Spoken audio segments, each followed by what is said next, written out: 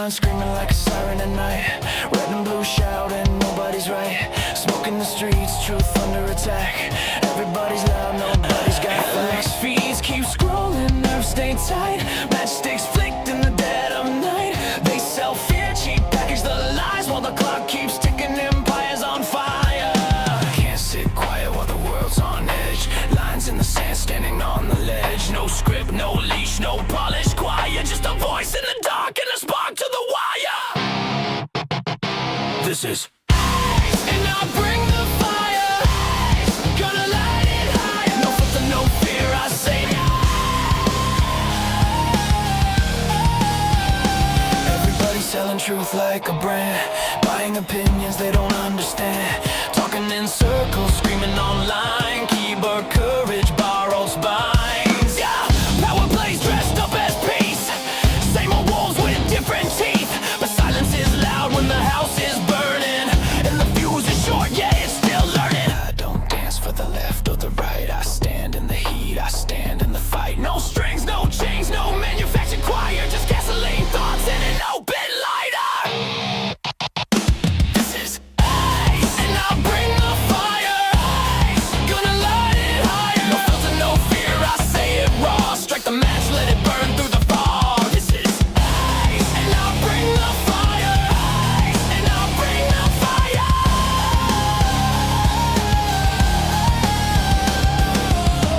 World's on tilt, pressure climbing.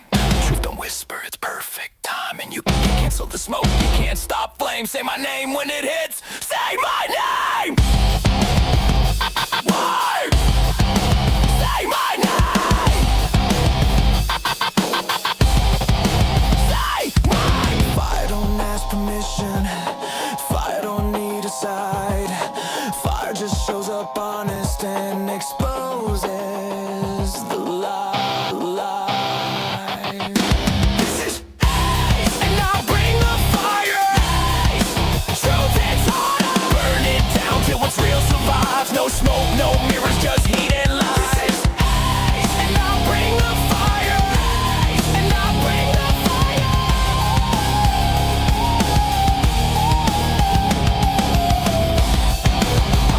American fire. Strike it.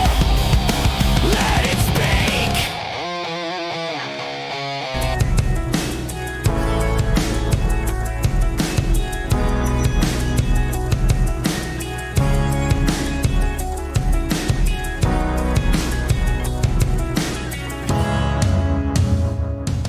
All right, what's going on, everybody? Tuesday night, American Fire Mace. We're going to do this tonight. Man, this is a massive night. I am very excited about this show. I had a whole thing planned out. It was kind of a slow news day. And then tonight, they just rocked it, man. Massive news. We got Kash Patel blowing up with Todd Blanche, the SPLC. This is a major win for MAGA, major win for conservatives nationwide. So I cannot wait to get into this story. This is massive. This is such a huge start to this real justice movement we've been waiting for. And honestly, I gotta say, it was a surprise. It's one of the best things when we go through everything they were involved in doing. It's gonna blow some minds. I cannot wait to get into this. And then we got Iran getting up. What Iran did today was crazy. So we're gonna have to get into that, how they tried to mess with the Trump administration and how Trump handled it. It's pretty masterful. We're going to get into the final ultimatum. They are on the clock now. It's coming down. Something explosive is bound to happen very soon. And so we're going to be breaking that down. And then we're going to have a huge grifter report tonight as Tucker Carlson dropped a podcast nuclear bomb as he apologized voting for Trump. You guys are going to have to hear it to believe it. The way they did this, it's embarrassing. It's absolutely embarrassing, but it also tells you how far they've gone. And Alex Jones is absolutely crashing out as InfoWars has been lost now to the Onion, the website, and I tell you, Alex Jones is going crazy, especially some of the stuff he's saying about Trump and MAGA. So, we got a show for you. There's just so much to talk about tonight. I'm going to do my best to do this in an hour and a half to 2 hours. We'll see. You guys notice how much longer the show's gotten lately? Because my shows used to be like an hour and 10 minutes, but the news is just crazy now. So we're going to do it. But before we get started, you guys know the drill. Hit the like, hit the subscribe if you're new, hit the notification if you don't want to miss these lives at night or the clips I put together during the day. In case you missed the live and you just want the little fast food version, or catch up on a clip to share, something like that. It's the best way to do it is the clips I produce during the day. But the live is the action. This is the action show. If you're new to the chat, please be respectful. If you're not respectful, you'll be out. Respectful debate is fine. Respectful disagreement's fine. If you want to get my attention, especially if it's going crazy, tag me or send a super chat. It's the only way I can guarantee you I will respond. By the way, there was a super chat last night. Last night, YouTube cut my channel, cut me in the middle of my feed, and that sucked. Rumble did not. So I finished the segment on Rumble and I restarted the live, and that worked. But I feel very bad because somebody super chatted me $20 last night.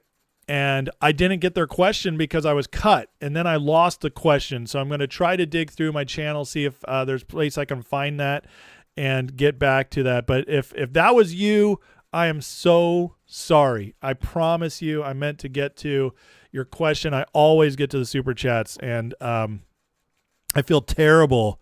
You spent your $20 and you didn't get your money's worth. So sorry for that. Okay. We already got a pop-in chat tonight, and because I have so much to get to, I'm not going to be able to call out everybody, but I'll do the top 10. The first 10 that got here get the shout-outs tonight, and on slower nights, I'll try to get to everybody who's in the first few minutes again. But for now, tonight, we got US Juan numero uno tonight. What's up, brother? You did it. Moody Waters, MRTKO, Heidi Moga, Tammy Anderson, Uncle Andy, Jesus Saved, Ellen Hunt, City Country, Diana, and Nick Majors round out the top 10 first to make it tonight. If I don't call you, it's not for lack of love. I really appreciate all you guys. I just can't. It's the names. It's getting too much. So I just can't get to everybody. And I'm sorry, you guys know it. Mods, you guys know it. And everybody in the Discord, you get plenty of one-on-one time with me in there. So that's the way to do it. If you want to do that, get in the chat or the description, click the link to Patreon and try it out for a month. See if you like it. I already got a super chat tonight. Job for 9 says, love the content and the Discord. Well, we're so glad you've joined and become a part of the community. So thank you for that. And Mike Mishler says he's getting exhausted from the politics. See, most people are. And Mike, that makes you normal, but I'm sorry. I'm not normal. I like these nights. I like the more politics. I like the news. I don't get exhausted. I'm a crazy person, but that's why I do this show. Because if I didn't do this show, my wife would make me stop, and maybe bad things would happen in my marriage because I gotta process all this. So that's what I have all you for. So anyways, all right, hit the like, hit the subscribe. We're going to get right into it tonight because it is, listen, every night I say I got a lot to get to, and every night it's true. Tonight it's double or triple true. Tonight is a big night of news, and we're going to start really quick with a not a small story, but a short story. The Virginia redistricting did not make it. And, it did make it, and that's the bad news. So this right here was right before they called it. It did end up passing. There was a little bit of hope for a while that they wouldn't get it through because there was massive turnout. However, I'm going to tell you, this is one of those elections that's clearly rigged. It was extremely close, millions of votes. As MJ Truth says here, I told you, whenever you see votes in the millions, a percentage difference is within 1%. It's an algorithm, and he's absolutely right. This is obviously a Dem-controlled state. Spamberger just got in with her crazy radicals that lied about being mods. We have here, oh, I saw I buffered for a second. Sorry, guys. That's not okay. But it says, stay cool. Don't let the news ruin your day. All this fraud's being observed and collected. God steering the ship. Tulsi Gabbard didn't seize voting machines from Puerto Rico for nothing. She didn't visit Maricopa and Fulton County for nothing. There's a season for all this to be exposed. Focus your energy on what you can control, the battles you can fight. And he's right. He's absolutely right. I would not be surprised if they monitored this one extremely closely on the intelligence end and something good ends up coming out of this. But for now, the midterms just got a lot harder for the Republicans. Just being honest, they did. So, but you know, we expected this to happen, and Florida might be redistricting soon, and that could really help get things back in order. But okay, so had to address that first because it just happened, and it's massive news. But there's also not that much to talk about. So. We'll get to it later, but it barely passed, and we know what that means, right? Whenever the Democrats barely win something anymore, we just know we can't trust it. We can't trust it. But anyways, 1 second. Excuse me. Okay, let's get to something fun, shall we? Massive news tonight, a humongo winnow. Guys, this is what we're talking about. We want justice. We want arrest. Well, this is the kind of thing we want to see. Listen, you know, if anybody tonight is like, well, it's not Obama in chains, just get out. Just leave. Just go take a walk. Go touch some grass. This is massive. This is a huge win. The DOJ happening now. Justice Department announces indictment against Southern Poverty Law Center, SPLC. Our indictment alleges they secretly funneled more than $3 million in funds to members of white supremacist and extremist groups. Oh, no way. Guys, they have been secretly funding false flags to make the far right look crazy for years now, and it's going to get a lot deeper as more and more comes out. But even tonight, we got some saucy stuff to cover here, where you see right here, National Alliance affiliate 1 million, Aryan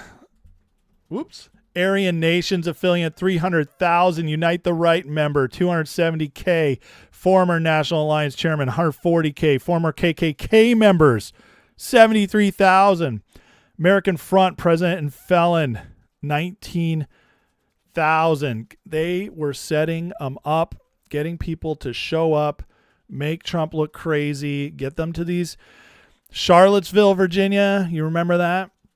This 270K, we'll talk about that in a little bit. That one, there's some very interesting speculation on what that might be. But here's Todd Blanche announcing it. And I'm going to play a couple clips on this, so we'll go full screen. Just a second here.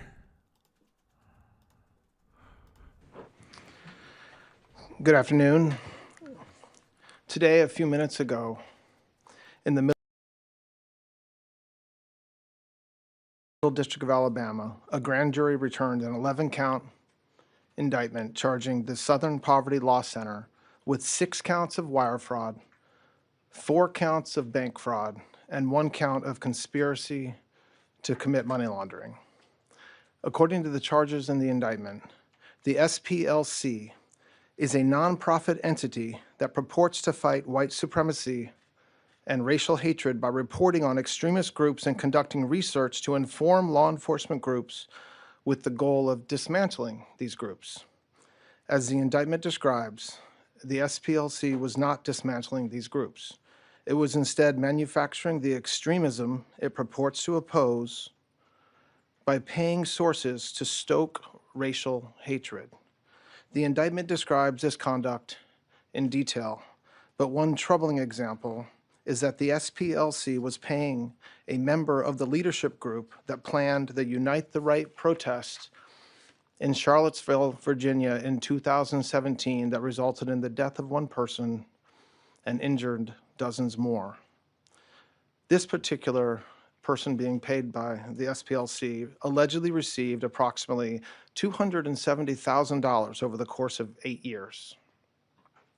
In total, according to the indictment, between 2014 and 2023, SPLC paid at least $3 million to 8 individuals at least.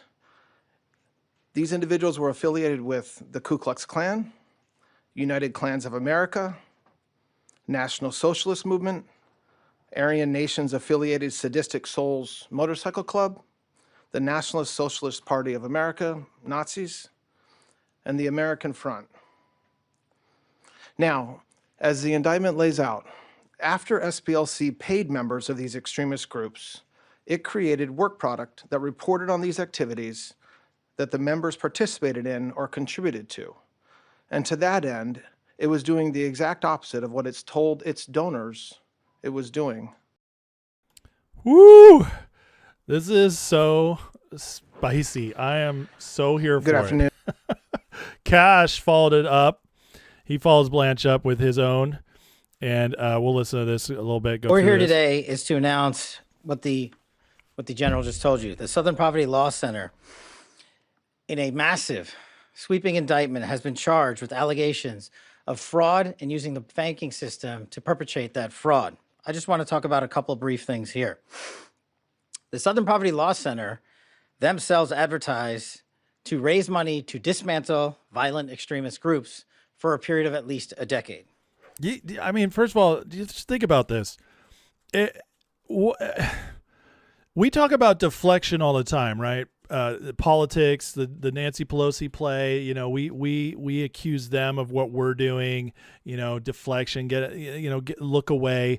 But the idea that they're actually operating their entire organizations as a deflection organization, that the organization is like, we fight white supremacy, and meanwhile they're funding it. That is insanity. It is shameless. The audacity of these people. They're the only people who could do something this crazy are evil. That's it. It's pure evil to do this. You're taking people's money. You're building an entire sham on this. And don't get me wrong. Like we know like nonprofits do this and to some extent at the same time, but most of the time they're just enriching themselves. So they're scams. This is more than that. This is much more sinister. They're actually paying to create the problem they're supposed to be like not doing, like fighting against. And they're doing it all to psyop all of us that we have this huge white supremacist problem in the nation. I mean, this is like, we all know it, right? We all live our regular lives. We're like, we don't know any white supremacists. I've lived in multiple states. I've known thousands of people working in churches, working in ministry. I've met thousands of people across the nation. Maybe I met one white supremacist ever. It's like, it's not a problem. And yet in the media, you'd think it was. This center, you'd think it was, because I mean, it's frustrating. I mean, but it's so good to see it being exposed. It's wonderful. They use their donor network to raise money to purportedly dismantle violent extremist groups. However, the SPLC, the Southern Poverty Law Center, used the money they raised from their donor network to actually pay the leadership of these very groups. I just want to say that again. They used the fraudulently raised money by lying to their donor network, thousands of Americans, to go ahead and actually pay the leadership of these supposed violent extremist groups. The groups, as the general laid out, include the Ku Klux Klan, the United Klans of America, Unite to Right. I just want to say for a second here, just a little history lesson for you guys. This just is round and round we go. Ku Klux Klan was always Democrats. It started as Democrats. You know, at some point they became more like right associated, but it started as a Democrat club. It was Democrats who fought to keep slavery. Just saying. Republicans were the party of Lincoln. Just saying. Republicans voted for civil rights. Just saying. And I don't even love Republicans, but I'm just saying, Democrats, you know, they're the real racists. Nazis, yeah, there's fascism in Nazis, but you know what they're called? National Socialists. Yeah, the Nazis are leftists, and we're all taught all this nonsense. But now, I mean, yeah, if you put like a little bit of nationalism and sprinkle a little fascism, you could say like far right Nazis, but no, they're actually socialists. And they just have a sprinkling of the other things. They're leftists. All these are lefty groups. And big surprise, now they're funding them to stay alive. That's just funny how that happens, isn't it? National Alliance, the National Socialist Movement, the Aryan Nation Motorcycle Club, and the National Socialist Party of America, and also the American Front. In at least one of these matters, our investigation revealed that funds were used to facilitate the commission of further state and federal offenses, totaling over $3 million.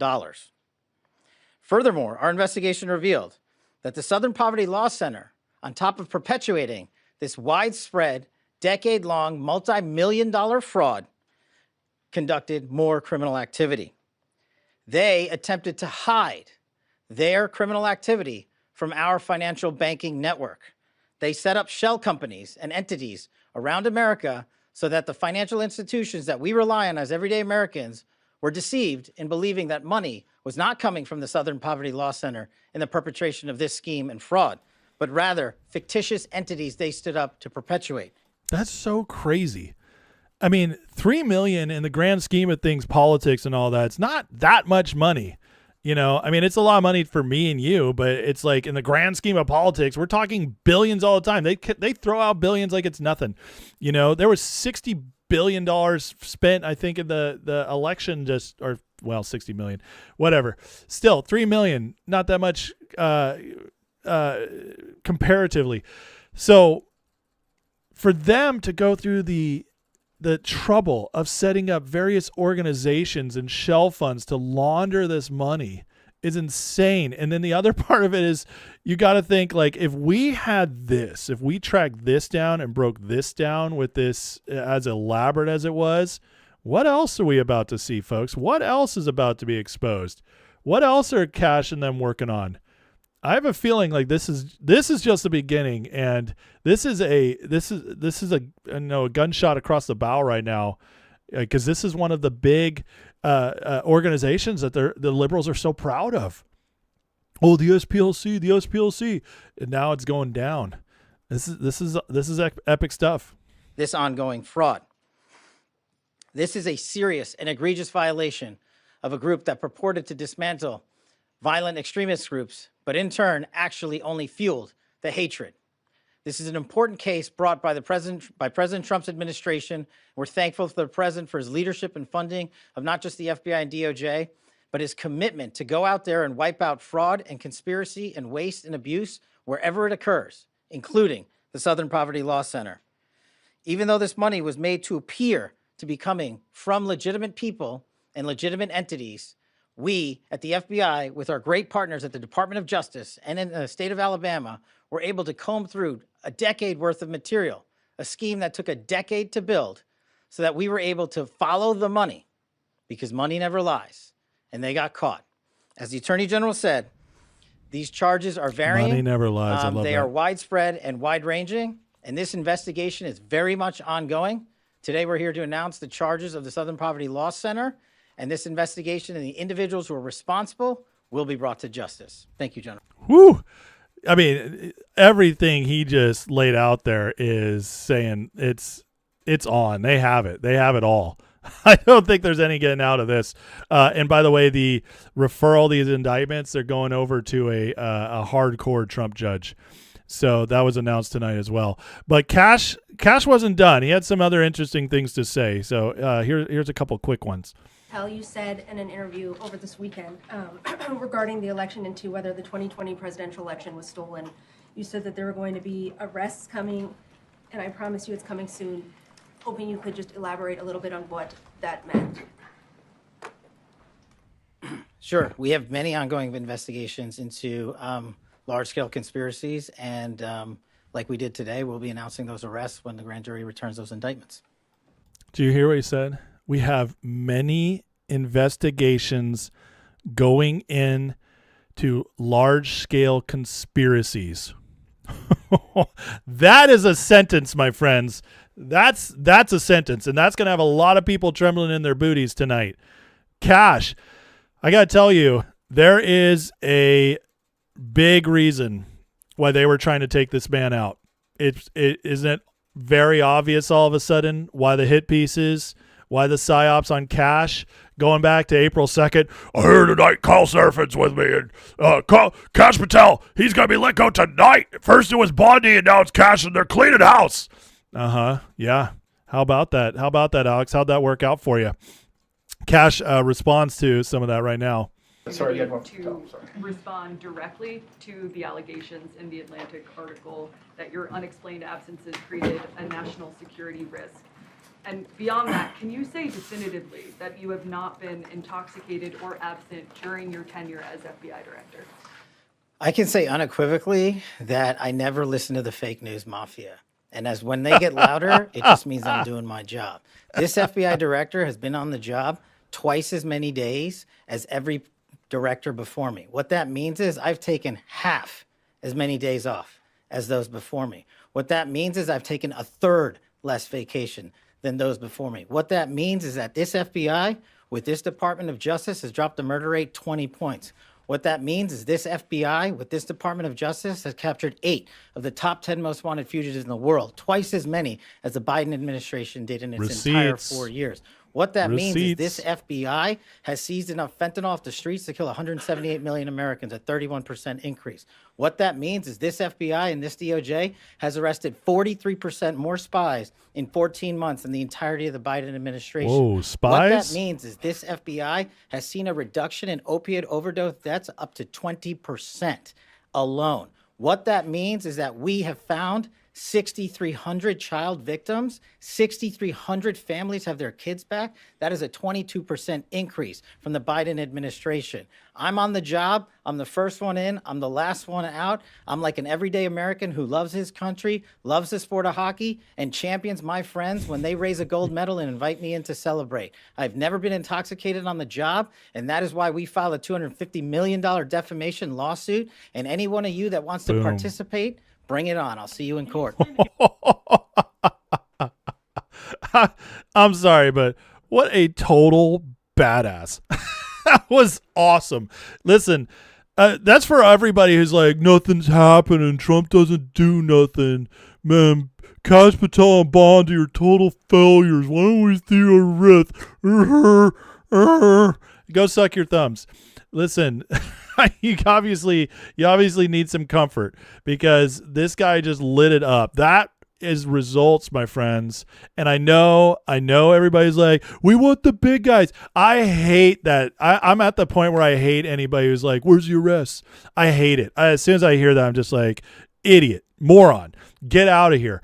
Listen, do I want to see big people go up and jail? Absolutely. But you know what matters more to me than Obama getting put away? Honestly, 6,300 kids that got returned to their families. That matters more to me. I'm sorry, it just does. You know what matters more to me than seeing Obama get perp walked or Clinton getting perp walked? 20% less murders in our entire nation of 330 million people. That's a lot of lives saved. That actually does matter more to me. And I got to tell you, it matters more to them too. So, you know, I get it. We all want our big arrests. We all want to see it. We do. We know there's some bad guys out there. We know there's some people that are getting away with it so far because they're politically connected or rich. I get it. Okay, totally I get it. But if you think that matters more than these other precious lives, like, get out of here. Just go do something else. Go sit in your little wormhole with Alex Jones, you know, and go cry. Go cry in his big hairy chest. It's just seriously, you know, Kash is the man. He is the man. And what the Trump administration is doing is just, it's legit, real results. Anyways, let's get into this because this is just crazy stuff. So SPLC funding the Nazi Party of America, according to the indictment. It says F-30 led the Socialist Party of America, former director of a faction of Aryan nations, former member of Ku Klux Klan. The SPLC website contained extremist file webpage for F-30 from which the SPLC solicited donations between 2014-16. They secretly paid, F-30's got to be a name that's redacted, for now, more than 70 grand. This overlapped, which they were. This overlapped in the time period in which they were featured on the extremist file webpage. That is disgusting. So he's on their file, extremist, and meanwhile they're lacing his pockets. Here's another one. The alt-right leader informant who got $270K. Now I'll just tell you right now. You guys know who this is? I'll give you a guess. It's all over X, and I think everybody's right about this one. 90% chance I'd say they're right. It's Nick Fuentes. Nick freaking Fuentes, guys. $270K from the SPLC. What have we said all along? Nick's a Fed. Well, I mean, maybe he wasn't a Fed, but he's getting paid. And honestly, who do you think is laundering the money through there? Honestly, come on. We all know. Who controls the media? Who controls? It's the deep state. It's the City of London. So that would make him like, an op, which we've always known. I mean, it's so obvious. This is Nick Fuentes. I would stake, if it's not, hey, I'll admit I was wrong, but this is exactly 2015 and 2023, exactly when Nick Fuentes started rising up out of nowhere, went to J6, never got in trouble, even though he was one of the ones instigating stuff. Nick went through that whole season demonetizing, yet still doing just fine financially. Oh yeah, it's Nick Fuentes. I'm telling you right now, this is Nick Fuentes. I'm 95% sure. And if it's not, okay, prove it to me. That's fine. I'm alleging right now it's Nick Fuentes. I'm not. Obviously, I don't know. Okay, I don't want his lawyers coming after me, but I'm allegedly. That I believe it's Nick Fuentes. The story just gets crazier. I mean, the Biden administration was working with the ADL and the SPLC to turn law enforcement against conservatives and white people, proven by Stephen Miller's America First Legal. Under Trump, the ADL has now been cut off from the FBI, and the SPLC is under federal election. Elections matter.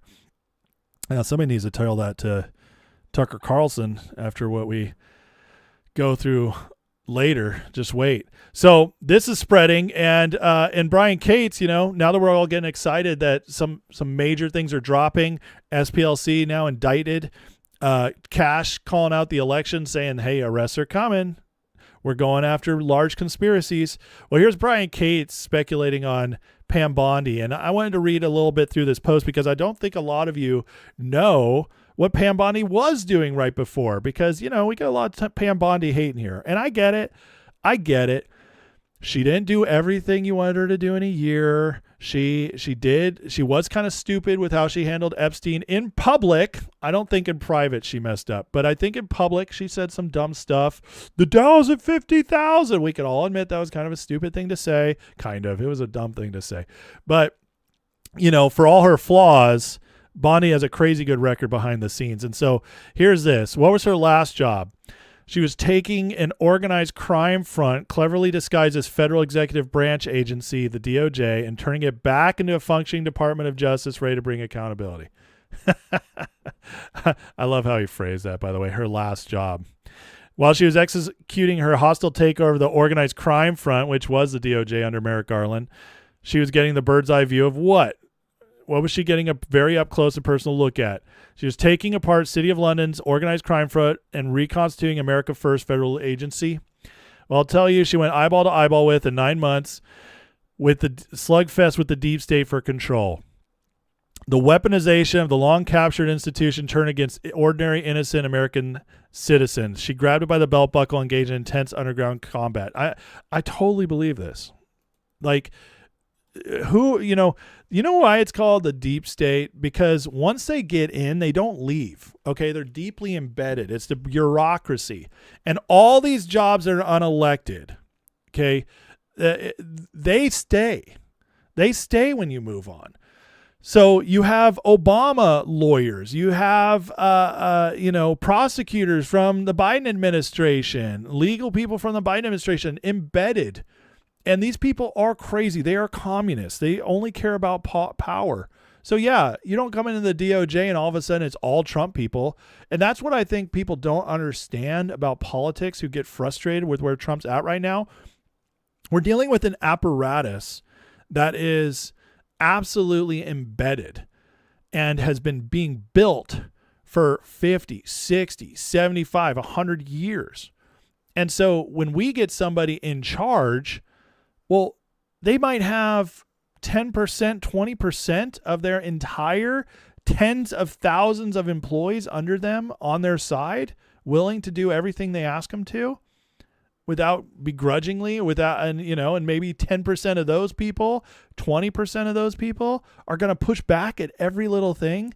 It grinds the gears, it slows things down, and sometimes you can't get done what you want. So Trump is in a purge. And in a year doing a purge, it takes time. It takes time. So he gets down to it. So since that's our America DOJ now, thanks to Pam Bondi and Donald Trump, the DOJ has already admitted all this weaponization happened. The government will not be contesting in court that these crimes occurred. Far from it. There's going to be a sizable victim fund established with billions of dollars in it to handle judgments and jury awards. Most people just focus on the criminal side. There's a massive civil side to the weaponization went on, where the victims of that weaponization not only deserve full vindication, theirs in court, but monetary rewards for the harm they suffered at the hands of the government gangsters. So what he's speculating is that Pam Bondi, knowing everything she knows now, is going into, because they can't get stuff done in D.C., right? The courts are completely corrupted. So getting anything done in D.C. is going to be very difficult. So what can Pam Bondi do? She can go in the private sector and start going after all this to get recompense for the victims and at least deliver civil rewards. So, who knows? I think it's a fascinating idea. And they did say that she was going to be working close. Pat Ducey reported she'd be staying in the administration, but Trump said she's going to private sector for a good job. What does that tell me? There was some cross contamination in the words there, where Ducey heard Trump saying she was going to work so closely with them. He thought she was still in the administration. So anyways, we'll see what happens there. But here's Blanche a little bit more on the SPLC, what was going on with Biden and the Biden administration. This is pretty crazy. Mr. Acting Attorney General, how did they get away with this for so long? I mean, it's a great question. I said today during the press conference that we know that this investigation was opened during the Biden administration and then mysteriously closed. I really don't have any information about why it was closed. And then we started again last year, the FBI did, working with the U.S. Attorney in Alabama. And it's extraordinarily egregious. You just talked about it. But imagine a donor to the SPLC if they were told, by the way, we're going to give the money you're giving us to the Ku Klux Klan. Okay? Like, in some cases, over $1 million. I mean, it's incredible. Now, they say they're no longer using these informants in this way and that it was necessary because they had all sorts of threats against the organization, firebombing threats and other acts of purported violence. And that's why they had to use these informants. And to that, you say? Well, to that I say, for one, the indictment charges all the way through 2023. So I'm here to speak about what they're doing right now, but that indictment charges a long period of time through 2023. And second, and more importantly, there's no allegation or information in the indictment that suggests they shared that information with law enforcement. They have communicated. They said they did. Well, they have communicated when they so chose with law enforcement over the years. There's no information that we have that suggests that. So the Biden administration had all this and did nothing with it. That's wild. But it's, we all expect it. We all know this, but now we have the receipts. Do you guys understand what a big deal this is? This is how this is just the beginning. What a big deal. Why they freak out over Trump getting in there? Because the government's supposed to be cordoned off. You're not supposed to be able to get in and find out all the criminal stuff they're doing. You're not supposed to. It's like getting into the books of the mafia. You're just not supposed to be able to do it. And now Trump and them are all in there seeing everything, figuring it all out and airing it all out. This was never supposed to happen. He was never supposed to win in 2016. And he definitely wasn't supposed to win in 2024. when he came back any larger. And by the way, Todd Blanche, man, what a stud so far, huh? What has he been there 2 weeks, 3 weeks? And already we get a massive indictment, a massive conspiracy uncovered. Like this is my guy. I'm ready. A lot of people, when I was trying to tell everybody that I think Trump trusts him for a reason, and I think Trump is putting him in to go after, to be the, Bondi cleared out the department. Now Blanche can step up and be the pit bull. And it's early, but I got to say it's looking good. It's looking good so far. Todd Blanche, excellent start. This is just such a huge, huge win. Here's Bongino. Bongino had some colorful language about what happened to Kash, and I thought I'd share it. Listen how Bongino breaks it down. One final thing, too, before we start, that this is just the beginning of the show. I promise you this. Look at me. Everybody zooming in. Fokker, that's an O. The hit on Kash Patel, the bullshit hit by The Atlantic, which I addressed yesterday, is going to make a lot more sense in the coming weeks and months. I can't give you a definitive. Did you hear that? Gonna make a lot more sense, the hit on Kash Patel, in the next weeks and month. And then tonight, hours after he says this, we get our first big preview of what's to come. And, as big as the SPLC going down is because it is a big one. And if you guys don't understand that, that's okay. Most people don't know what it is. But in the politics world, this is huge. This is one of the Democrats' main pride and joys. And it's going down in flames. So this is massive. But Bongino, he knows. And listen, this goes back to when Bongino left. And what did I tell you guys I thought? Because a lot of people were like, he couldn't handle it. He couldn't get anything done. No, Bongino was in there to help Kash clean up the FBI. And why did he go back out? Because now he's the insider who's on the outside, able to give us hints at what's coming, able to steer us straight, to call out the black pillars, to call out the fraudsters. Bongino left with a good relationship. He left. He's connected. And he's the only guy in main media right now connected in the same way who's seen it from the inside. That matters. And until proven otherwise, I'm gonna ride with what Bongino's saying here and trust it. Timeline. I'm on the outside now. However, I can tell you what I know is going on because I started a lot of it. It's going to make a lot more sense real soon as to why the left-wing media and the Democrats want Kash Patel out. I promise. Look at me. Look at me in the eye. Wow. Whoa. What the hell was that? Guys scared me with the close-up, even me. Look me in the eye, and I'm telling you, I promise this thing is going to make a whole lot of sense. You're going to find out, as they say in the South, right quick. That's pretty big words, I mean, Kash said the other night, basically, he promised as well, the arrests are coming. This is awesome.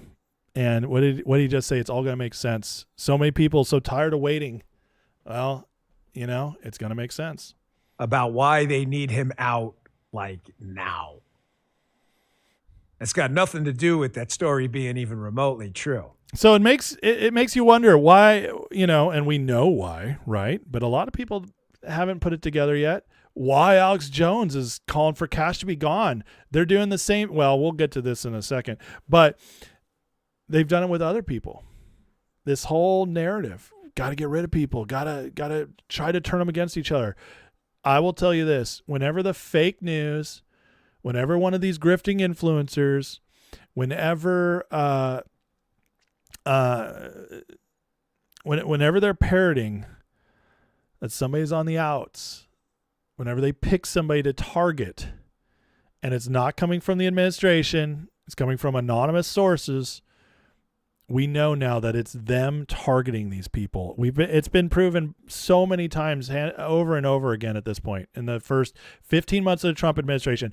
Every time they've targeted somebody, it's somebody who's turned out to be a major threat to their operations. And it makes perfect sense, and Trump hasn't gotten rid of any of them. Not the ones they've been majorly targeted. So far, we've seen Kirstie Noem moved over. Now she's handling operations in South America. We've seen Bondi step down and go into some secret private gig that is getting lined up for her. And then we saw the labor secretary just go down in flames. But she was a Democrat. And that's it. The rest of the cabinet, we've heard PSYOPs against RFK, PSYOPs against Kash Patel, PSYOPs against Tulsi Gabbard, PSYOPs against Hegseth. They tried to take them all out. None of it. All of those involved with justice in some way, shape, or form. And they're all still standing. Pretty crazy stuff. Hey, somebody brought up Act Blue. Look at this. House Judiciary report today had Act Blue in there. Act Blue employees all took the fifth when asked about foreign fraud and whistleblower retaliation at the Democrat donation platform. Interesting. New reporting has confirmed our findings. Act Blue accepts illegal foreign donations en masse. They tried to cover this up by misleading withholding documents from Congress, but it didn't work. It's all coming out, guys. The committees deposed 5 Act Blue employees, including top staff responsible for fraud prevention, learn about the platform's acceptance of illegal donations, subsequent cover-up. In total, we asked them 146 questions. They refused to answer a single one. Interesting.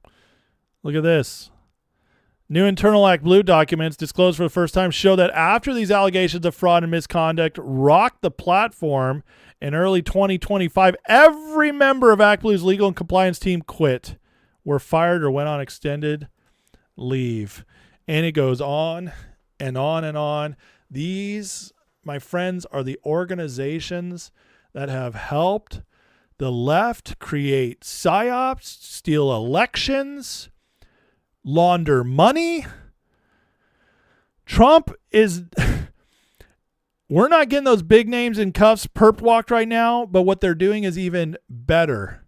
Trump is breaking apart their entire apparatus of power. He's cutting off their money. USAID, anybody? He's cutting it off. All the fraud, all the money that they're stealing, going after the fraud right now, cleaning all that up. He's getting rid of the immigration grift, which allowed them to steal electoral votes, to steal elections a little bit, to lie about job numbers, all sorts of other things. Maybe do some crime. Keep us terrified. There's a reason murder's down 20%, folks. And yeah, the FBI has done a lot of arresting, but there's another major reason behind it too. And now going straight for Act Blue, this is how they get their funding. You get a candidate, you pay small dollar donations to Act Blue that are untraceable or much harder to trace because they're so small and legal. Nobody takes a look at them. It's all coming out. SPLC, the PSYOPs, the white nationalist PSYOPs, making us all terrified. The white nationalism's on the rise. White supremacists, Nazis, Ku Klux Klan. Watch out, folks. They're back because we had a black president and it made us all racist. The grift. And at the same time, Trump's in Iran killing off the deep state. City of London's golden goose. Yeah, guys, you start to see the threads. You start to see what the Trump administration is really doing. And you're like, oh, wow. This isn't just put 5 people in chains and we all rejoice and it's all over. No, this is organized crime at the highest, most sophisticated level in world history. And it was our government was the one funding a lot of it. It was our government that was backing it up militarily. Our government that was helping run all the intel ops everywhere. That's what Trump's undoing. And meanwhile, our government that was doing all of this, it was a puppet, even though it was the big guy in the room, being steered by the puppet masters over in Europe. The City of London bankers, the City of London cabal, the Davos globalists, WEF, it's all of them running things. They didn't quite run the world. That's what the black pillars say. Well, they control everything anyways. We can't stop them. No, that's nonsense. They're just humans. There's a lot less of them than you think. But they wield a lot of control. And they were embedded deep. And they were very sophisticated. Trump's breaking it all down. And it's taking a long time to do it. Much longer than we all wanted it to take. But we're starting to see results, and it's only going to speed up from here. Foreign election donations going to Democrats. Act Blue knew it. They also knew it was illegal. No wonder their entire legal and compliance team is gone. Yeah. Foreign donations. I wonder where those were coming from. No. Oh, and here's the mastermind himself, the Obama puppeteer. Let's listen to what he has to say. He looks a little frazzled, doesn't he? Well, he just got done testifying. It just shows that over the past 10 years, there's been, failure after failure to try to identify something that, wrongdoing in this case. But, part of this is to harass, to try to hurt individuals reputationally, professionally, financially, trying to keep the story alive as a way to deflect from other issues and challenges that they face. So, again, I'm not surprised by this. I'm very dismayed and disappointed by it.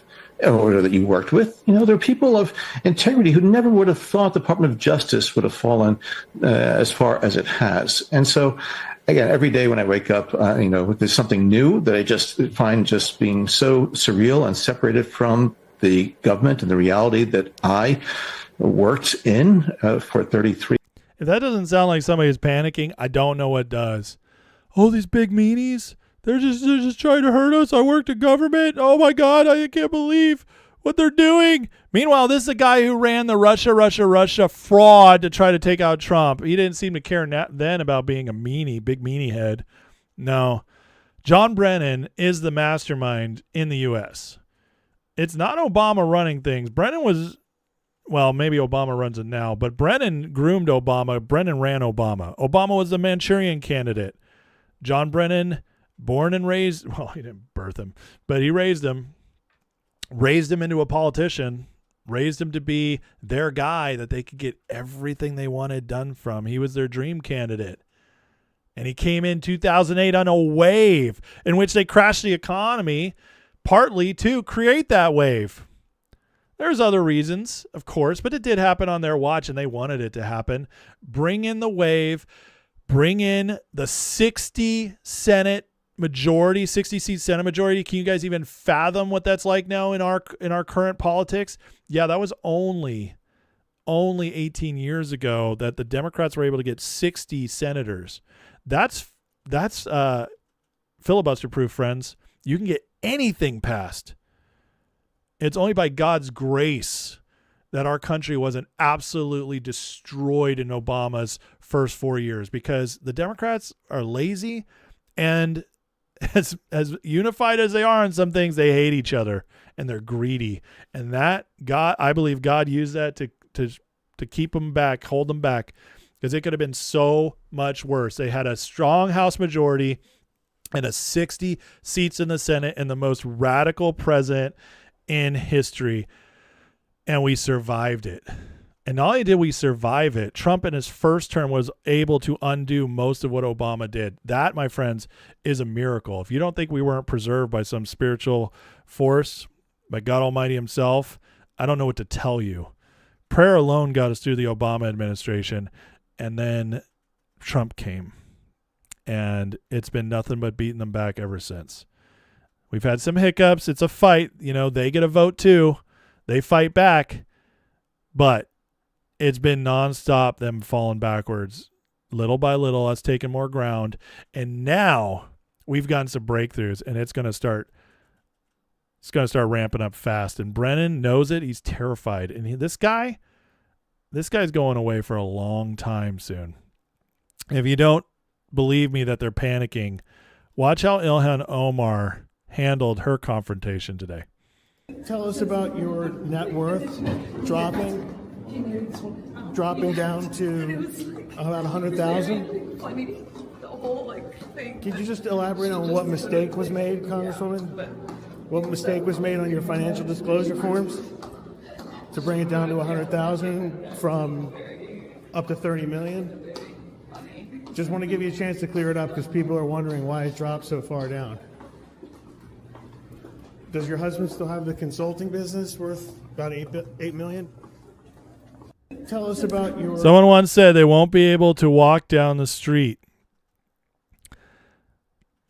Yeah, without being bothered. Well, that's what that looks like to me. It's coming, guys. The exposure is happening. Watch what's happening in D.C. We've been covering it here, and we'll continue to cover it here. But tonight was a massive win. And so tonight, everybody should be encouraged that the right things are happening. The Trump administration is definitely focused on justice and accountability. And I believe this is the beginning of the floodgates opening. We'll see if I'm right. We'll see if I'm wrong. But this feels like the beginning of something, not the end. So, all right. If you guys are excited, hit that like, hit that subscribe. I really appreciate you guys watching tonight. And we're going to get into a lot more here. We're going to Iran, major updates in Iran. So we'll get to that in a minute. But before we do, we want to get into, and then I got Tucker Carlson crazy stuff as well coming up soon. But before we get to that, guys, I do want to get into the chat, make sure I didn't miss anything, any tagged, or any super chats. Make sure I answered questions, all that stuff. Don't want to leave you guys hanging.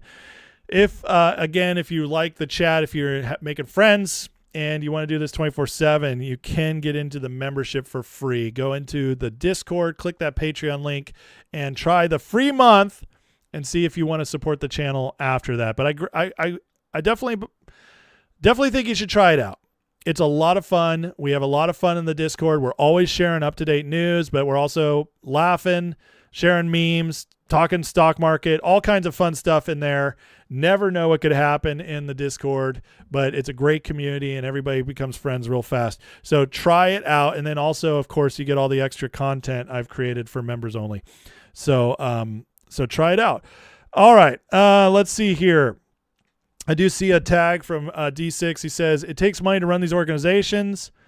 You could steal some stock market money, have the government turn its head, fund some of this stuff. Well, yeah, I mean, they definitely do that. In fact, they were running a lot of the cartel money through the stock market, laundering it. $500 billion, I believe we heard, yearly.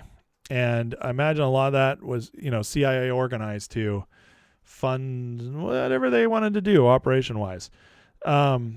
So yeah, it's crazy how they do this. Again, it's very sophisticated. They're very good with their money. They're sloppy on a lot of stuff, but they're very good with their money. Let's see. Johnny Strayhorn says, I heard Thune was keeping Brennan's Senate transcripts from the grand jury. What? If that's true, that's crazy. I've not seen that yet. That would be insane. That would be insane. Okay, did I miss anything else? You guys didn't really tag me very much tonight, and that's okay. As long as you're having fun with each other, that's all good. All good, baby Bubba. I got plenty more to get to. So if the chat is like, yeah, we're good with you, move along, do your thing, I shall. Oh, I do see Ray Sandoval gave 5 memberships to the YouTube memberships tonight as a donation. Thank you so much for that, Ray. Everybody who got a membership, you now have full access to every single members only live I've ever done on the channel. You can go back and watch them, and you'll be a part for the next month of any other members lives I do. So, Castium says, probably knew this, but saw a reliable source tonight that said before Obama was elected, 67% of the nation said we weren't racist. Start of his second term, only 30%. Well, yeah, I mean, think about all that happened. You had the Trayvon Martin shooting. The other one, I can't remember. But one of Obama's operations was to get everybody tribalized in America, to convince us we were racist, to convince us we were Okie and Hicks, and to make us want to not be, and so accept his nonsense, and for everybody else to ostracize those who didn't. Yeah, listen, I grew up in late 80s and all through the 90s. Listen, there was racism, but it was like you met a racist person, you just thought they were retarded. It was like, what? Like, you're still like that? You're like archaic. That's not, I mean, and I'm not saying my experience is the same for everybody, but in my experience, it's just nobody was talking about it. It wasn't a big deal. It was like Michael Jordan was the biggest, star ever. We all wanted to be him. Will Smith was the biggest movie star in the world. It was super cool. Yeah, it was like, there was none of that, and they were both classy, classy black men. It was like, R&B was awesome in the 90s. It was just none of this. And then Obama came, and yeah, everything became about race all of a sudden. So yeah, he made things worse, and it was all an operation on purpose. Trump is trying to reverse that. He's had some success, but let's see. One of the many 76 says, any thought on the U.S. debt clock site as information on the banking system and secret window about getting rid of the Fed notes going to asset-backed dollar? I don't have any. I've never researched it. I think it's kind of cool what they do. I've seen it a couple times. It's interesting, but I don't know who's behind it. I don't know how trustworthy it is. So yeah, I don't. I'm sorry. I wish I had more for you on that one. Let's see here. I think black homies are the coolest. I love it. Yeah, BLM, Democrats, yeah, all that stuff. So, Obama filled most with a reconciliatory heart towards past atrocities to vote for him. Then he turned his back on blacks in favor of immigrants, of course. Oh yeah, 100%. You know what? I hate to say this, especially if you're a black person watching. Like, it sucks for you guys, but the Democrats use you guys. They use black people. They are so racist towards black people. They hate you, but they know that you'll vote for them because they're just going to keep giving you gimmies and convincing you you're oppressed and a victim. And even though every successful black person is like, don't go to that modality of thinking anymore, but blacks abort their children at a higher rate than anybody else. There's less family structures, less fathers. It's all by design. When Lyndon Johnson passed the Civil Rights Act, he said, like, we've just secured the black vote for the next 100 years. Like, that's a quote. That's a real quote. And so it's terrible and awful. And, on our side, we don't see color. We don't care. But on the Democrats, everything's about color. And when everything's about color, you're racist. You just are. And it's terrible. It's terrible how they use them and use them and abuse them. So just it's terrible. And hopefully, under Trump, they've started to wake up. He got the highest percentage he won Hispanic men, which is unbelievable. He got like 48% of Hispanics overall, and he actually won Hispanic men. So that just floored the Democrats. And he got like almost 20% of the black vote overall, which is just mad. Or maybe it was 20% of black men overall, and still got the highest percentage of black people voting for him than any person in any Republican in modern history. So just crazy stuff, but they hate, anyways, I don't want to get too into it because it gets sensitive, and I'd rather just act like it's not a thing, because it's not a thing to me. And, there's other people who speak to it better than I do. But, but it's like my friend, I've told you guys this story, my Hispanic friend of 20 years. And We were best friends. Like, I'd say I had 5 best friends in the whole world. He was one of them for 20 years. And then the liberal mind virus got into him during COVID. And all of a sudden, because he knew I was voting for Trump, and we went back and forth in some arguments, some debates, and finally he cut me off because, get this, after being his friend for 20 years, I was a racist. Yeah, I don't know how that works. I'm like, dude, if I was racist, I wouldn't have been your friend, but okay. Anyways. All right, we need to keep moving, though, because there's a lot more. There's a lot more. The next 2 segments are still pretty big ones. So not as big as the last one, but still a lot. A lot. All right, guys, Iran today. We were supposed to go to Pakistan and sign the final deal. It was all arranged, ready to go. They said they were up for it. And then they decided not to at the last minute. Well, Trump issued this statement based on the fact the government of Iran is seriously fractured. This is the first time we've heard this from Trump. And it makes me wonder why he held it back, because he's obviously known this. But I think there's a reason, and we'll talk about that. Not unexpectedly so, and upon the request of Field Marshal Azim Munir and Prime Minister Shehbaz Sharif of Pakistan, we've been asked to hold our attack on the country of Iran until such a time their leaders and reps can come up with a unified proposal. I've therefore directed our military to continue the blockade and in all other respects remains ready and able, and will therefore extend the ceasefire until such time their proposal is submitted, discussions conclude one way or the other. There's a lot of people who are like, they think Trump is kind of surrendering on this by keeping the ceasefire going instead of ushering an ultimatum. But wait, as usual, Trump's smarter than the average bear. After this happened, Iran rejected Trump's ceasefire. See, you understand how smart it was? Trump probably knew this was coming. So he extends the ceasefire, acting all gracious and like, hey, don't worry, I'll work with you guys. The world's watching, thinking Trump's going to be all crazy. And it's Iran who is like, nope, no more ceasefire. It's a unilateral declaration they don't recognize. We don't recognize the extension of ceasefire, may or may not abide by it based on national interests. The IRGC does not want to sign a peace deal with Trump. The IRGC is trying to do everything it can to break this back open. The problem is Iran only has a few days left until their oil pumps are going to have to get shut off. And that is going to be devastating for their economy for years down the road.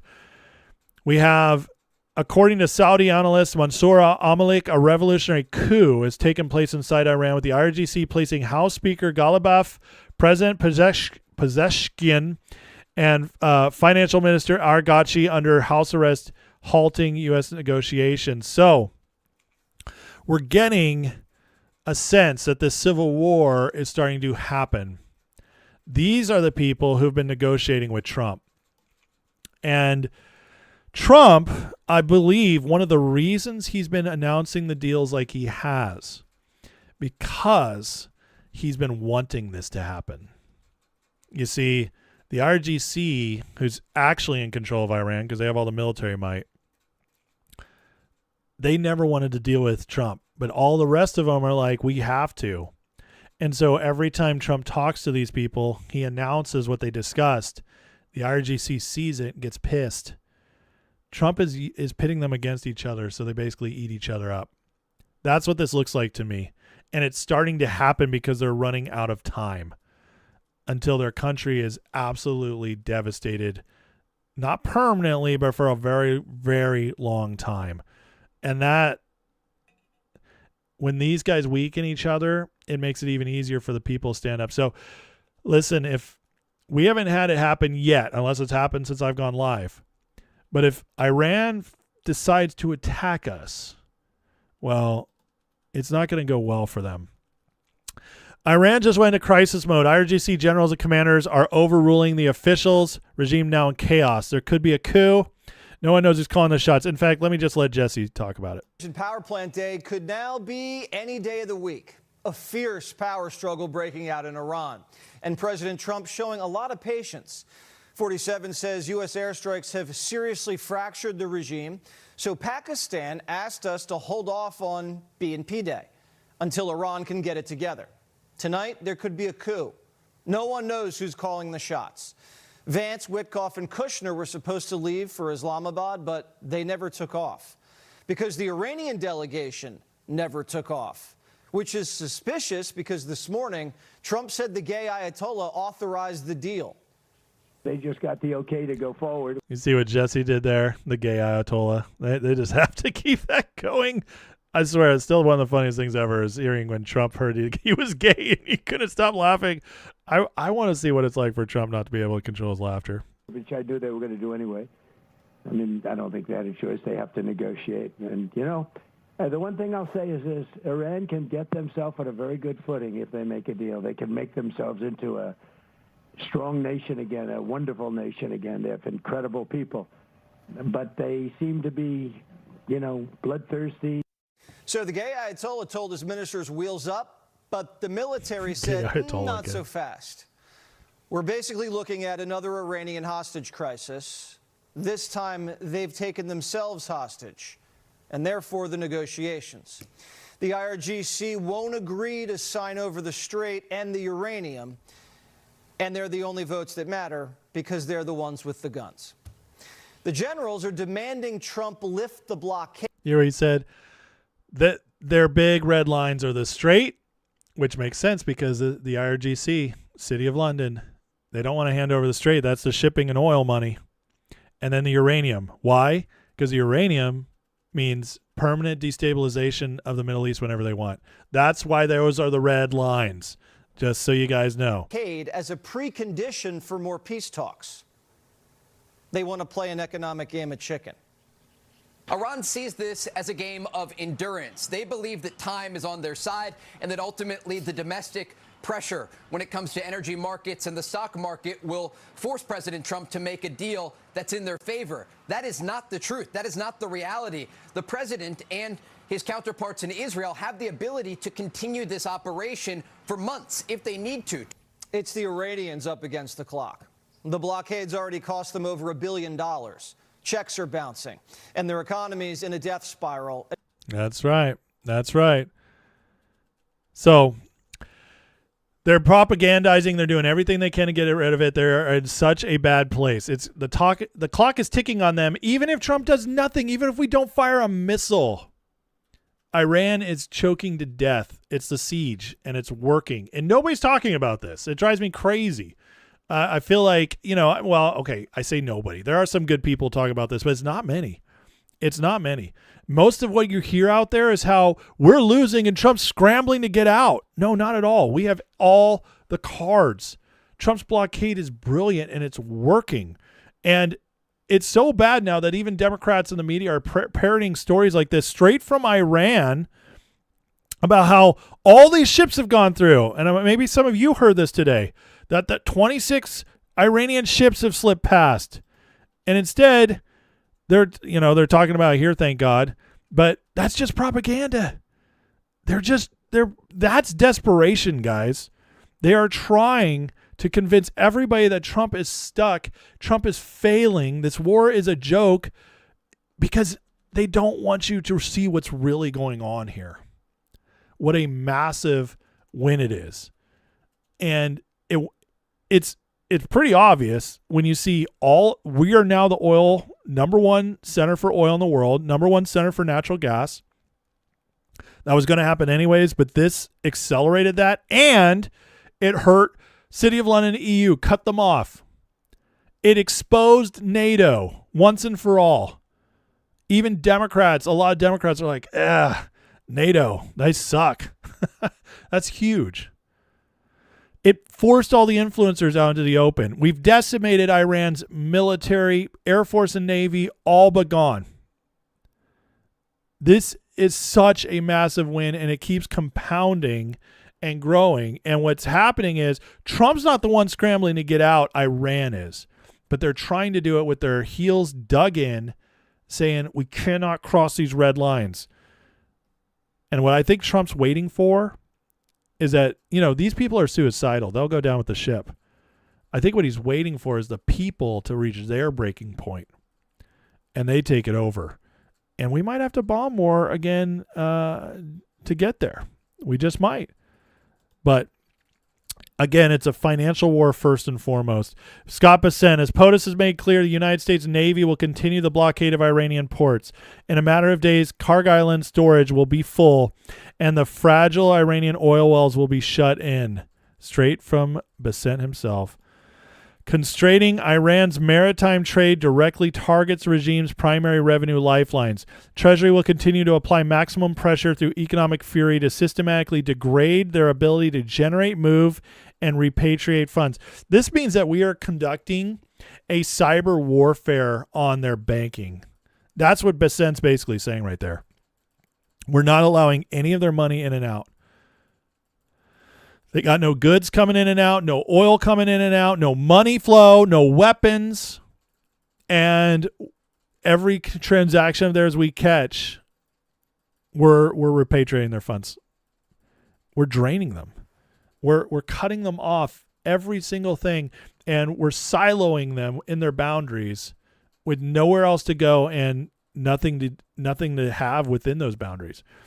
It's not like it's not like a COVID when you got paid to stay home and watch Netflix and, drink some wine.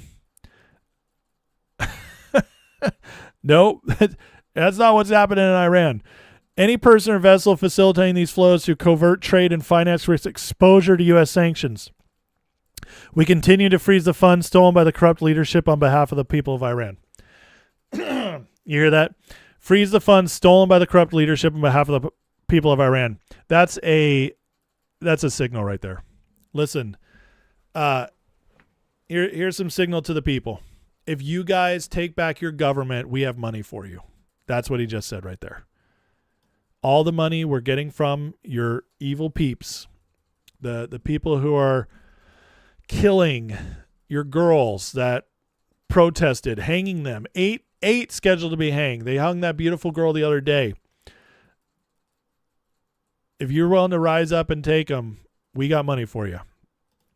It's all signal. While this is all going on, we just seized nearly 2 million barrels of Iranian crude in the Indian Ocean, loaded at Karg Island and headed to China, boarded without a shot fired. In other words, they have no weapons. Loaded at Karg, headed to China. This one tried to slip through, already in the Indian Ocean, and we got it. China's got to be so pissed. China has to be so pissed right now. And then Trump talking about where we're at. I'm not going to play the clip because it's getting a little late, but we are totally loaded up, more powerful than we were before the ceasefire. We used the ceasefire to restock, and they've probably done a little restocking. He acknowledges, we just caught that Chinese ship the other day with missiles on it being delivered. We intercepted it, but still, there's probably a little bit that got through. Some other way, shape, or form, maybe by land, who knows? But a little restocking. They dug some up from their holes.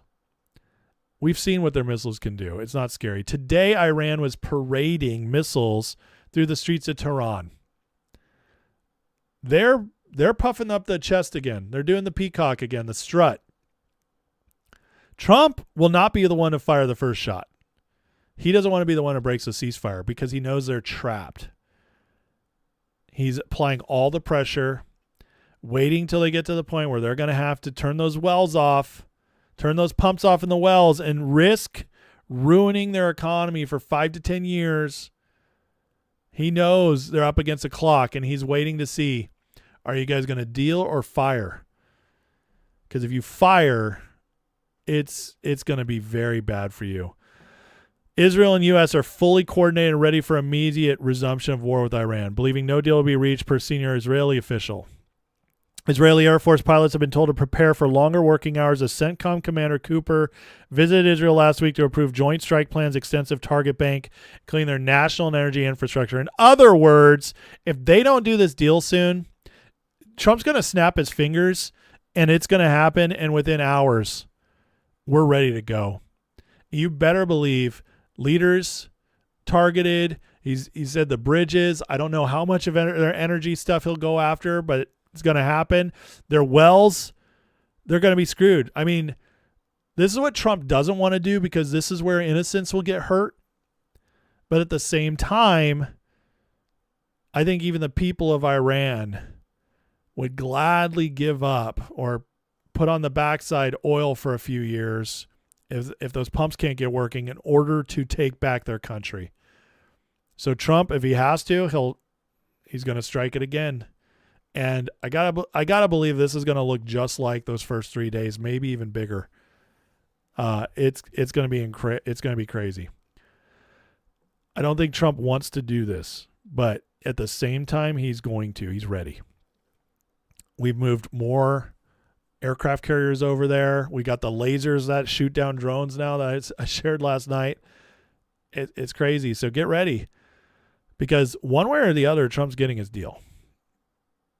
And part of me thinks Israel definitely wants this.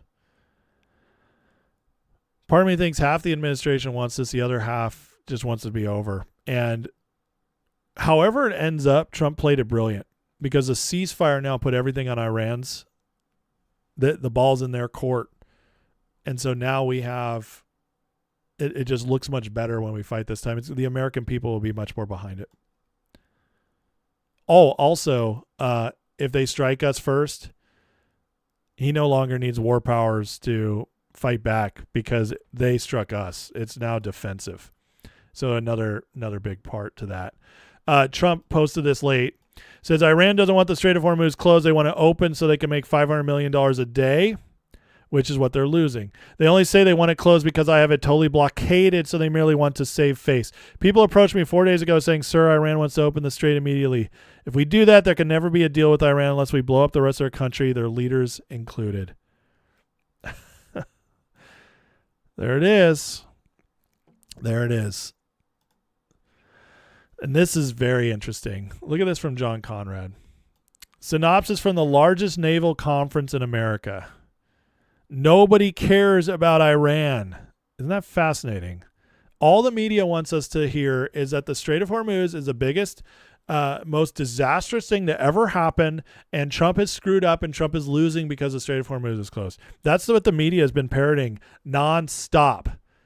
And yet at the naval conference, where there's actually the ship guys doing all the shipping, nobody cares. Practically none of the speakers mentioned it. A few halfway conversations, not many. This confirms my hypothesis. U.S. Navy is in no rush to reopen the strait. I'm not saying they won't. I'm definitely not saying they're incapable. I'm saying it's not a top priority for anyone I met or listened to. I also talked with and listened to officers from allied navies, including admirals. Plenty of talk about fixing their own problems. Zero rhetoric about NATO being over, trust in the U.S. Navy eroding. Listen, what Trump has done in making us completely sovereign and self-sufficient as the number one by double net exporter of oil and natural gas is that we don't got to worry about any of this. Trump knows if things got bad, he could always halt exporting for a while and we'd be just fine. We have more than enough to serve our own needs. That's one of the biggest wins we've ever had. And the fact that nobody talks about that when we're talking about this whole Iran situation, how we are now self-sufficient and closing the strait. Yeah, it makes gas prices $1.50 more. That sucks, but it's livable. It's still less than half of Biden's term. It's still less than Obama's term. All that. Meanwhile, all of our enemies are self-destructing. China in big trouble. Iran falling apart. EU, City of London, this is choking them out. It's a win on every front, and we're the only one out of all the world powers. I'm not talking every little country, but out of all the world powers that matter, we are the only ones who can withstand this indefinitely. That, my friends, is real power. That's the kind of power that makes it so you just can't lose. And that, if nothing else, which there's a lot of other things, but even that alone makes us one of the most successful ventures we've ever done to defeat our enemies. Because we didn't just defeat Iran in this. We exposed and weakened China significantly, and we're throttling the deep state right now, City of London, the globalists. We're completely unwinding their entire golden goose, their entire financial, all that extra money they had to run things. That scam they were running with shipping and oil. It's all gone now, and it's never going to be the same. That, my friends, is a massive win. So we'll see how this plays out. But one way or the other, Trump's already won this. Strategically, he's in the winner's seat. Now we're just watching it play out. So excited to see how this ends. All right.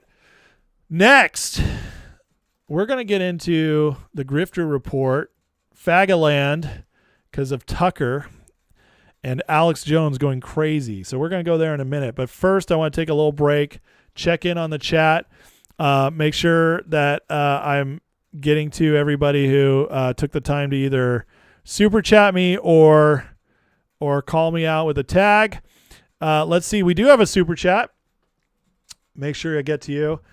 Jeremy James with the $4.99 donation. Thank you so much, sir. Says Virginia Supreme Court still hasn't ruled on the constitutionality of the redistricting yet. Interesting. I didn't realize that. So there's still hope. Well, that's good. That's excellent, actually. Hopefully, you never know. I think there was a state where the Supreme Court shot it down. I can't remember which state it was. It was recent, but yeah. So we'll see. That's excellent news. Thank you for letting me know that. Gordon Wardog is saying, I hope I said that right. Says I pay $5.56 in California. In 2004, I was paying $5.65. Wow. That's crazy. In 2004, you're paying higher? I lived in Cali in 2004. I don't remember it being that high. That's wild. Let's see here. Did I miss anything? It doesn't look like it.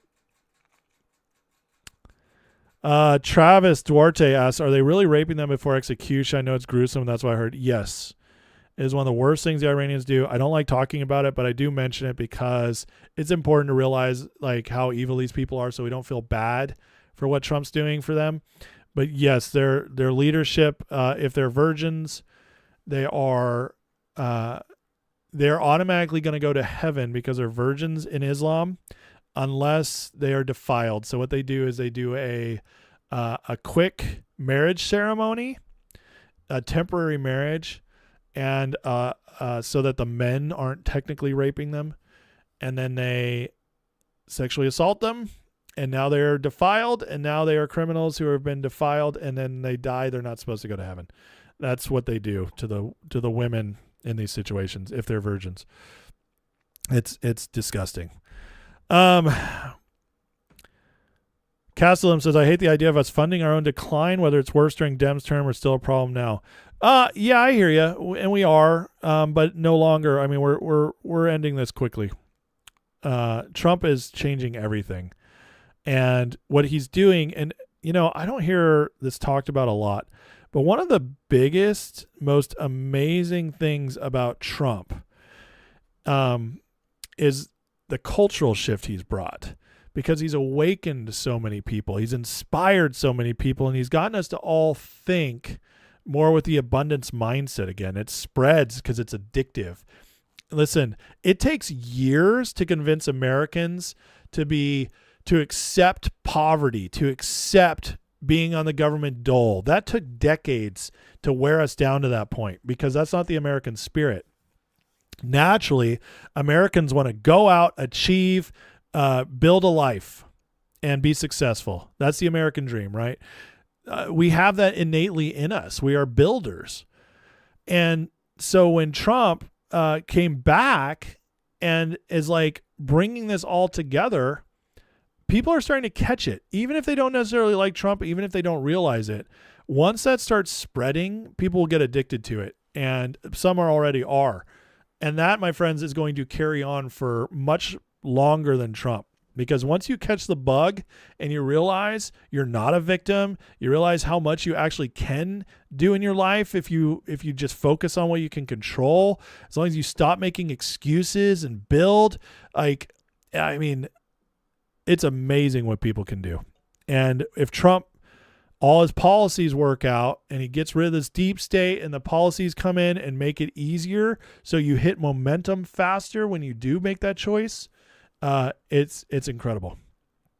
Yeah, it's incredible what the effect that'll have. So that's and that, my friends, is even more powerful than a lot of the policies, honestly, because that changes a country. A country that starts believing in itself again, that changes everything. So, there's no logic in Islam, my friends. Taya says, like what you're doing with your show, focus and build. Thank you, Taya. I appreciate that. Thank you so much. Yeah, have an amazing. Listen, first of all, like, subscribe if you're new. Appreciate it. Let the algo know you like me. Set your notifications on.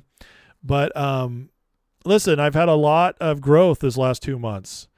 I don't know what happened. The algo all of a sudden decided it's not going to shadow ban me anymore or keep me down, whatever it is. And so I've gotten a lot of new people. And you guys, most of you have been so nice. So thank you. It's incredible to see just so many people willing to watch this show and be a part of it. And so I hope that what I built is something you guys love. And, this community is amazing. There's like the most amazing people in this place I've gotten to know over the last 3 years and a quarter, and getting to know more and more all the time. But I think of this place as a community where I also just get to talk to you guys and tell you my thoughts. So it's awesome. And I really appreciate everybody who's found me and reached out. So thank you guys. You are awesome. And I just commit to you that I will just keep working to get better. Spend these hours, this time with me. That means a lot. So thank you guys. I am very humbled by it, and I don't take it for granted. Listen, you guys can tell by watching the show, I'm opinionated. I'm opinionated. I have deep-seated beliefs. Not just because I woke up one day and decided I'm going to believe this, but no, because I've spent decades, literally 25 years researching my belief systems, whether it's politics, theology, pop culture, whatever it is. I really started doing all this stuff 25 years ago. So I have reasons for what I believe. And, so, you're not going to sway me easily, but doesn't mean I'm always right. So I do welcome criticism. I do welcome disagreements so long as you are respectful, because, I just won't take crap, and I won't let it be in my chat either, because I respect the people who have been in this community. And so I don't want them just getting gunked up and pushed out by trolls. So yeah, that's it. But everything else. But again, appreciate you guys. Thank you so much. All right, who's ready for the grifter report? We've got to get into this tonight because Tucker and Alex Jones have lost their damn minds. They've gotten crazy. And I cannot wait to get into this. Okay, Tucker Carlson. The betrayal is complete. He has gone all in, completely lost his mind about Trump. He did a show. I can't remember if it was his brother or his son in this show. I didn't watch it. I've only watched this clip, but I just can't watch Tucker anymore. He drives me crazy. He's just been such a turncoat in the most disgusting, dishonorable way. But he's just going to keep going further and further. So here is Tucker today on one of the craziest things he said in the last few weeks. So let's go through it, and I'll intervene with my my commentary when it's appropriate. You and I and everyone else who supported him, you wrote speeches for him, I campaigned for him. I mean, we're implicated in this for sure. Yes. It's not enough to say, well, I changed my mind, or like, oh, this is bad, I'm out. It's like, in very small ways, but in real ways, you and me and millions of people like us are the reason this is happening right now. Yes. So we're the reason. Oh my God. Tucker, I'm just so emotional about how I'm so sorry what we did to America, folks. It's all our fault. Oh, this is so insanely stupid. All right, let's keep going. So I do think it's like a moment to wrestle with our own consciences. Wow, this is deep. You know, we'll be tormented by it for a long time. I will be. And I want to say I'm sorry for misleading people. He's was fake not crying. Did you see that? But anyway, but the question. That was a fake little, like, got emotional. Watch him like touch his nose. Like he's getting verklempt. Like he's about to, like the snot's pouring out because he's so emotional. We'll be tormented by it for a long time. I will be tormented by it. And I want to say I'm sorry for misleading people. It was not intentional. That's all I'll say. But it wasn't anyway, intentional. I'm so sorry. I misled you guys. I'm so sorry we didn't vote for the communist Kamala Harris. It would have been so much better. I can't believe we did that. Oh my God. This is insane. This is insane. I don't know if I can get through this whole clip, but I do want to play a little bit more. But the question does present itself immediately, like, what is this? Was this always the plan? You don't want to be a conspiracy nut, but like clearly there were signs of low character. We knew that. Yes. Okay. I can't do anymore. This is so insane. So Tucker, his heartfelt apology to all of us for helping steer us towards Trump and making this gigantic mistake that he's completely just everything Tucker cares about, values, all the grift, everything he said in his speech. Trump has even according to Tucker's standards, which I'm not so sure about anymore, all of that.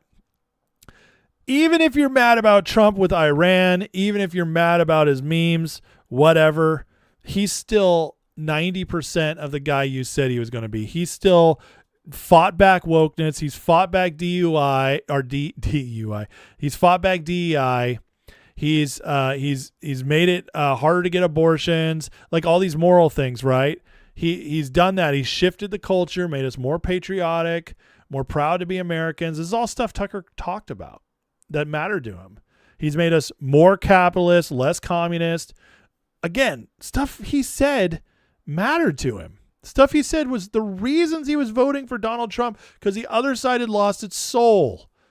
And now, because Trump decided to go to Iran and fight a war in a much different way than we fought a war in a long, long time, if ever, with efficiency and focus, getting out, almost no casualties, all of that. And this is like, oh my God, I'm so sorry.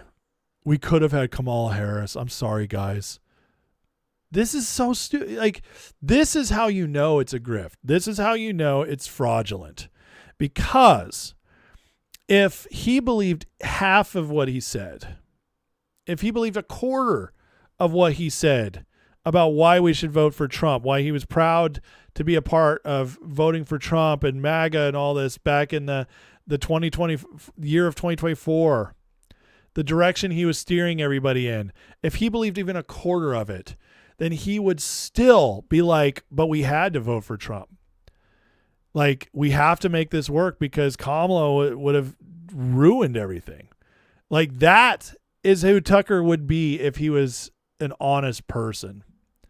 Because you can be somebody who's completely upset with Trump. You can have disagreements, but nobody goes from calling the other side soulless, calling them communist, completely gone. Nobody goes from that to, oh, I'm so sorry we voted in Donald Trump because he bombed Iran. That makes zero sense at all. Zero sense. So, I mean, this is the final straw. I think most people were already done with Tucker anyways, but you know, it's so sad to me because again, from like 2023 through the beginning of 25, Tucker was awesome. His guests were amazing. He did a wonderful job exposing stuff in the Biden administration, calling it out, had great segments during the election. Excuse me. He was awesome. And he sucked me in. You know, I knew about his past. I knew where he was from. I'll admit it. I enjoyed Tucker's stuff so much. I saw him hanging out with Trump. I saw his speech at the RNC convention, which was amazing. I was like, dude, this guy is awesome. I was full in. I was like, love me some Tucker. This is the most like abrupt, crazy turn I've ever seen anybody do. Megyn Kelly makes sense. Alex Jones, you could see it. Candace, she's always been a little crazy. But Tucker, this is the one where like, and I know some of you are like, oh, I always hated him. That's fine. Good for you. I'm happy for you.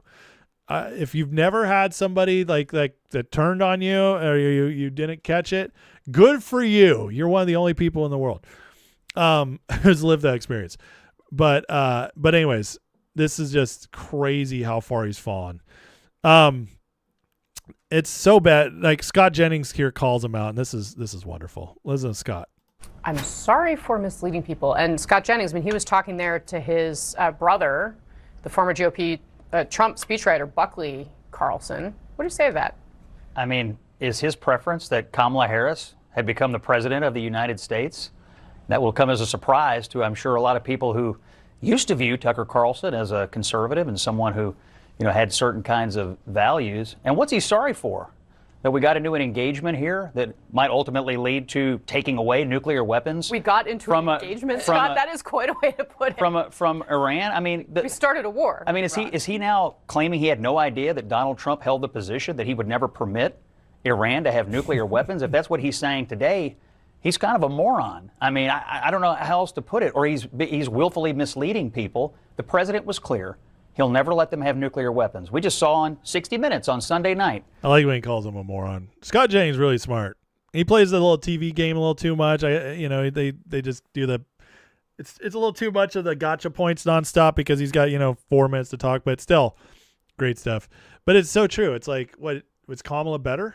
That's the thing that gets me about this whole apology thing. It's like Dave Smith, Alex Jones, Candace Owens, Megyn Kelly, Ian Carroll, you name it. Any of them that have completely turned against Trump, and there's more. Robert Barnes. It's like, why all at once? Well, we know why all at once because they're all grifters, all City of London, all of it. It's so obvious because Iran is the thing that turned it, and Iran is the big threat to City of London. Now it's going bye-bye. Okay, their scam of the Strait of Hormuz, the shipping, the oil control, all gone. All that money, trillions of dollars over the year, now gone. That they can't do that anymore. So why all at once? Well, that's why. Because it was all assets deployed time. Guys, we are at the end. This is going to destroy us. This is going to break the back of this camel. If you guys can't stop Trump now, we're screwed. So they all switched at once. That's the only thing that makes sense. And you can't that's anti-war crap. I'm sorry. It's barely a war. It's barely a war. It's a skirmish. It's an obliteration. But there's no troops on the ground. We're not stuck there. So it's like, come on. But makes no sense why they'd all turn at once, except unless they're all grifted paid. That's what makes sense. Okay. And you can see it. I mean, and then when you think about it, Tucker, dad CIA, Alex Jones family CIA, Candace Owens connections to MI6. I mean, it just goes on and on and on. It's so obvious. And again, if you're realistic, if you're the real deal, you'd say, I'm mad at Trump. I hate what he's doing, but man, everything else he's done so well, no way Kamala would have been better. But none of them are saying that. And there's a reason for that. They went all in.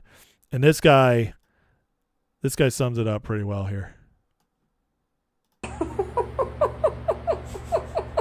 This is why everything's so unbelievably fake. Acting like he had no idea Oh, shut the fuck up. Listen to this shit. I and everyone else who supported him, he wrote speeches for him, I campaigned for him. I mean, we're implicated in this for sure. Yes. Implicated in what? What are we implicated in? Some mass conspiracy? This is the start of another World War II. In very small ways, but in real ways, you and me and millions of people like us are the reason this is happening right now. Yes. What is happening? What, we get into another war that we shouldn't be? So everything that's happened with every single other president? I do think it's like a moment to wrestle with our own consciences. We'll be tormented by it for a long time. I will be. Tormented by what? A president doing the exact same things that every single other president's done? I can't do this anymore. These people have legitimately lost their fucking minds. He's right. This guy is crazy. He always does like Napoleon Dynamite stuff, but it makes me laugh. Even Napoleon doesn't get it. He's like, Tucker, why are you so stupid, Tucker? So, and if it wasn't enough that Tucker's losing his mind, well, we go on to Alex Jones, who Alex Jones has gotten the news today that The Onion is now got his beloved InfoWars website handed to them by a judge, and they are taking it over. And Alex is so angry about it. Oh, he's so angry about it. It's just so stupid. But honestly, you got the brand still. You got all this other stuff. You could just put it on a different website or something. It's not that big a deal. And yet, Alex is crashing out. Here's Alex Jones today, giving us some of his best examples of alcoholism. Folks, The Onion has stolen the shirt off of Alex Jones's back at this point, and it's a sad thing to see. Are you an employee of The Onion now, Alex? No, we laugh about this, but a year and a half ago, they announced that they now owned us. Yep. And it was all a fraud. This time, they've had a court hearing, and they're announcing they own us, which shows with this judge that's been super corrupt, the state judge, it's already a done deal. But don't worry, we got a bunch of legal avenues. It'd be one thing if they just... Don't worry, we got a bunch of legal evidence. How far has that gotten you so far, Alex? I don't think it's going to work out for you. I mean, look, this is not how a sane person acts. I'm sorry. I get it's funny, but this tells me that it's more of a comedy show. It's an entertainment show. This is not a real show, Alex. You don't do this. You don't constantly show up to your show with your shirt off, your big old gut hanging out. This man has gone crazy. He's lost his mind. And he's just going to keep doing this. It's just getting worse and worse. And now he can't let it go. Here's multiple posts. The Onion's been caught red-handed again, fraudulently claiming they have to... Nobody cares, Alex. Why do any of us care about watching a video about the Onion taking your InfoWars? I don't know. But listen... He had Barnes on, and, it's the fat guys together. Barnes has gotten way fatter, though, than Alex. Alex has gained weight back from, he's drinking again. But Barnes is just blowing up. He's just a walrus man now. I'm sorry, but it's like, most of us aren't living our best lives once you get a little older, put on a little weight. Get a little soft. It happens. Okay, I'm 42. It's a lot harder to stay in shape than it used to be. I get it. But these guys just they've given up. I just don't know how, it's hard to trust people who don't have any discipline. But they just went all out on Trump today. What happened? I like this developing red alert. What does that even mean? Does a red alert get developed before it goes? I as a marketer, Alex, I really appreciate how Alex sells his show. He really gets people on there. I mean, guys, red alert. Alex, we've used red alert 18 times out of the last 19 shows. Oh, we need a new one. World War III. Alex, we've used World War III for 27 of the last 29 shows. Oh my God. Developing red alert. Oh, yeah. Okay, we haven't used that one, Alex. Okay, we got it. We'll do that one. What does that mean, Alex? I don't know. It's because it's It's almost red, but it's not red yet. Oh, like yellow?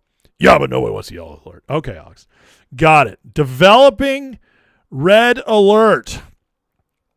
What happened to Donald Trump?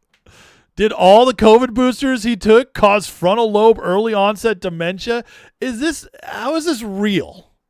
How is this even a real show? He has the nuclear codes and will use nuclear weapons. There's a massive red alert. I thought it was developing. I don't know. I don't know what to do with you, Alex. I really don't. But this is insanity. These people, like, look at Alex's face. I can't believe Barnes is actually telling the truth about something, because all he does is lie. These guys, man, it's such a joke. Cure depression because you don't care anymore. Basically, it's a sociopath shot. How do we know they didn't put that in his drink? Because they have it.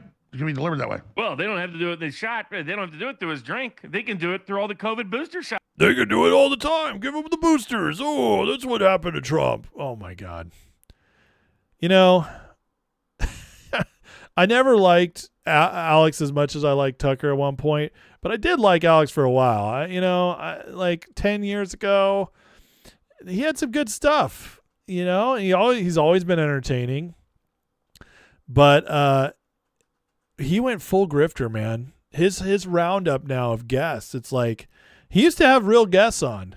Now it's Barnes, it's Kyle Seraphin, it's Nick Fuentes, just ridiculous people.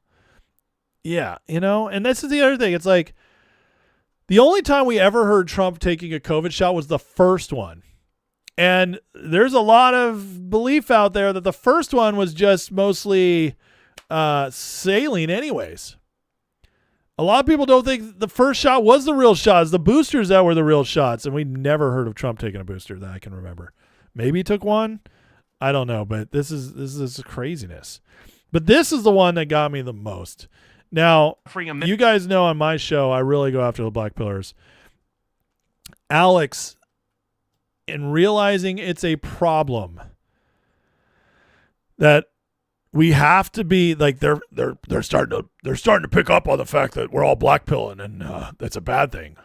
Alex, what if we told them that it's bad to be white pilled?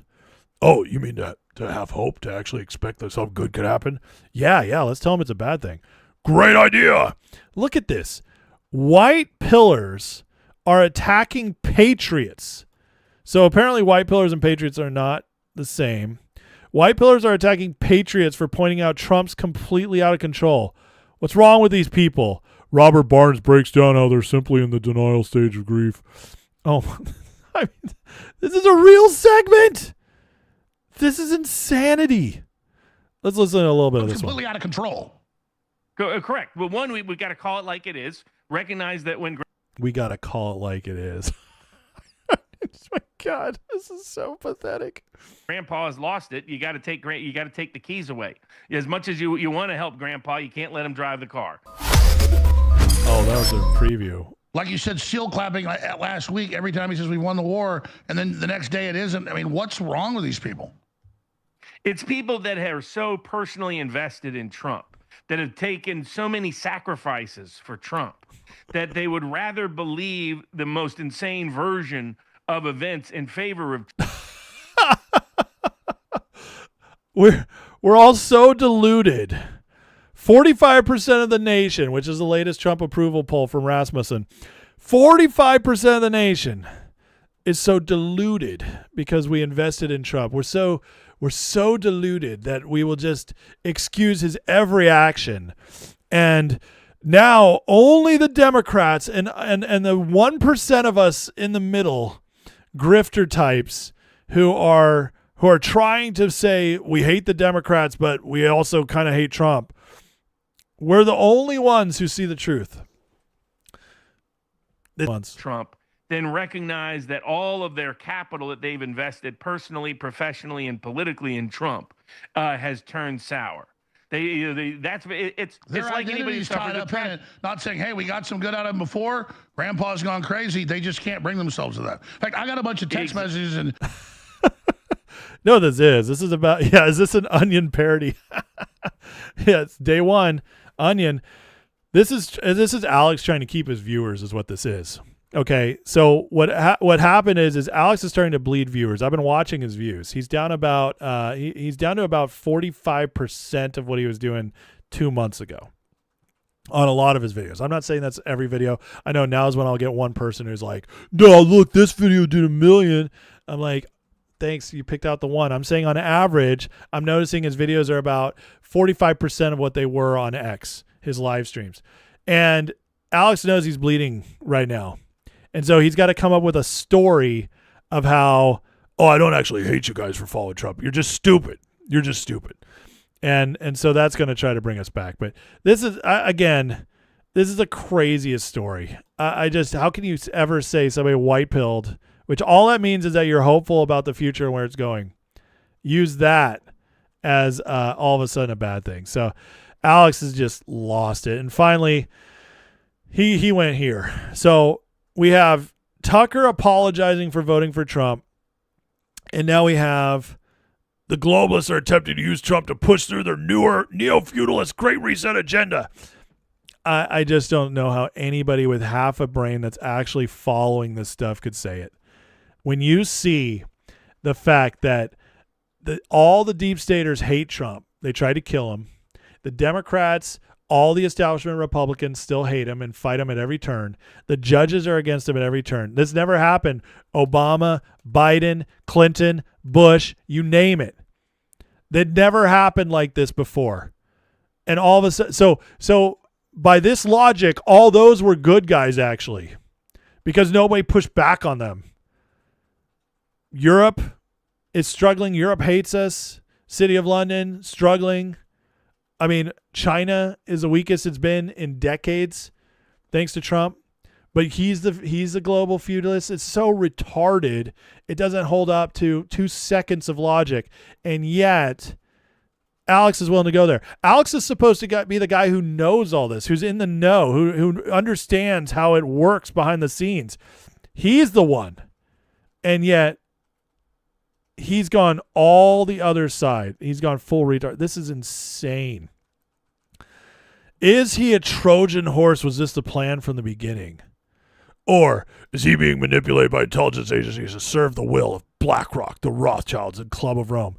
Well, that makes sense because they are the weakest they've been in maybe 100 years right now. Trump has cut off Venezuela and Iran, 2 of their proxies, where they were laundering their money, set up shop for their gold and oil, all gone. Yeah, that makes sense, Alex. My God, this is so stupid.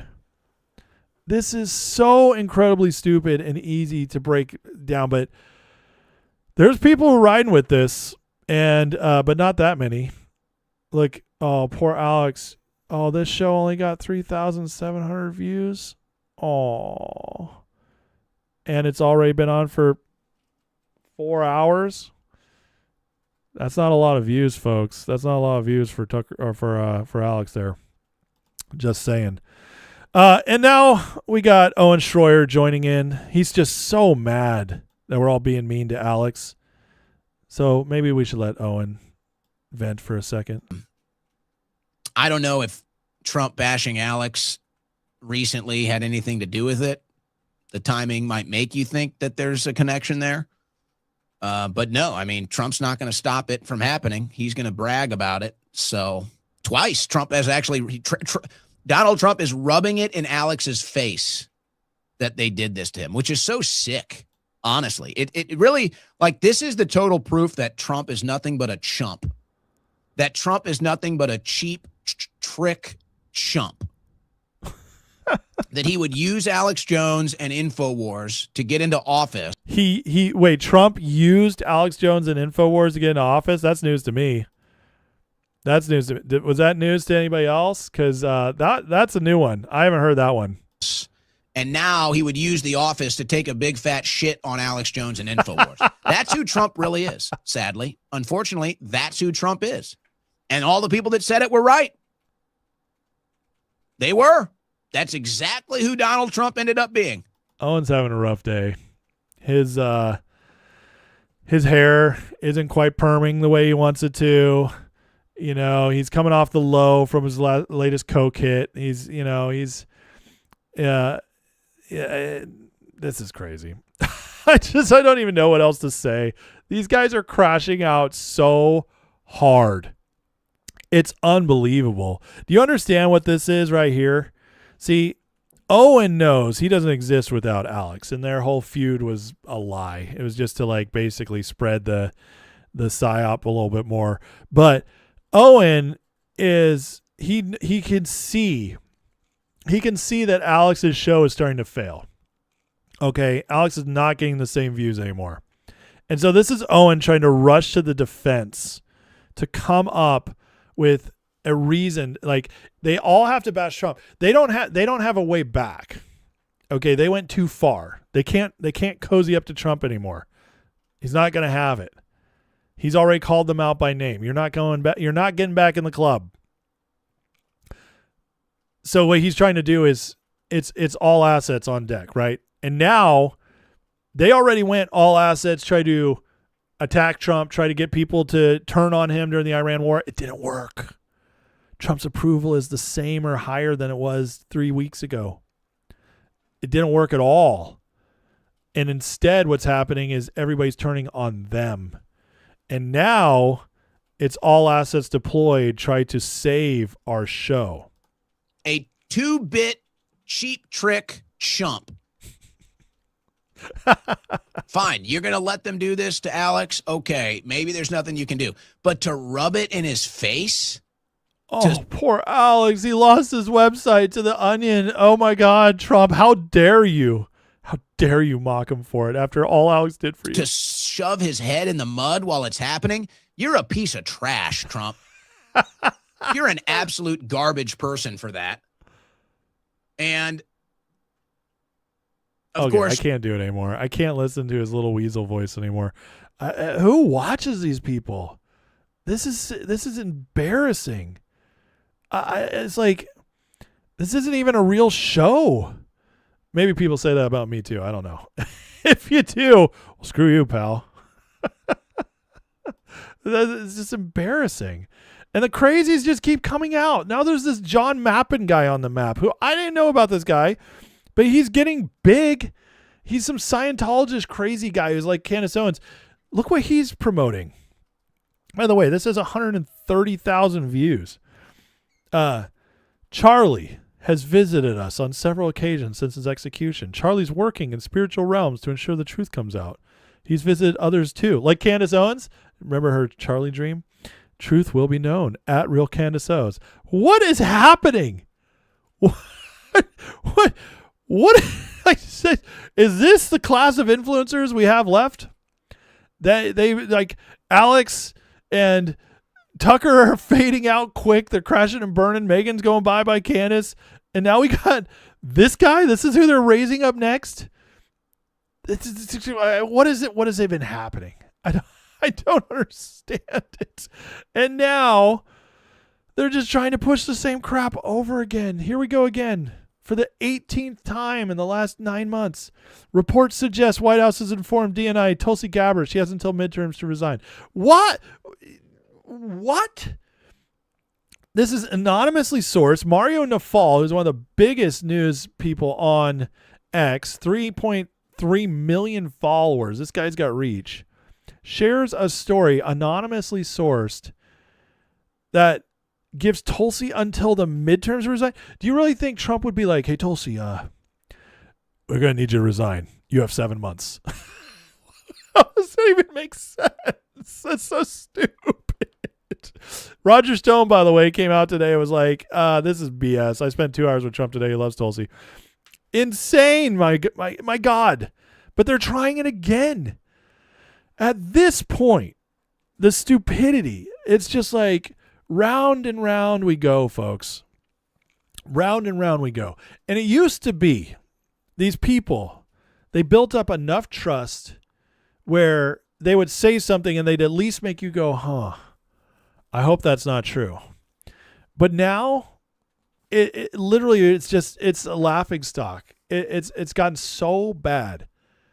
Alex, Tucker, all in the same night, by the way. Owen Schroyer. I mean, and now this again is circulating again. And they wonder why we choose Trump. Trump makes these people like Trump, unhinged Trump at his worst is way more sane than these people, thinking that we're going to fall for all this again. And that it kills them that we notice that. It absolutely kills them. Now, let's talk about a guy who's really trying to get back in. Cernovich.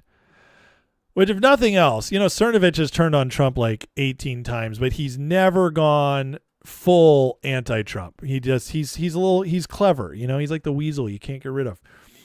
He's clever. He likes to stay close.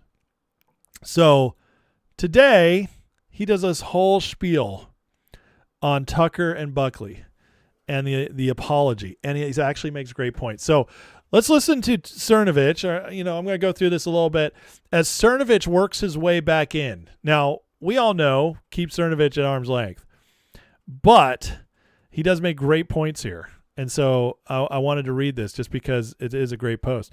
I watched Tucker and Buckley, found it interesting. Here's why I don't understand from Uncle Buck and many more millions like him.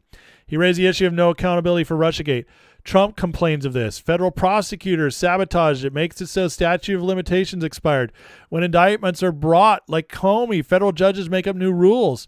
Trump's furious there hasn't been accountability. Why blame Trump for this? Wow, he's right about that. Surely insiders like Buckley and Tucker understand how insiders manipulate the system. They do. Alex Jones understands it too. That is why it's so obvious they're grifting. This is wonderful for Cernovich to call this out.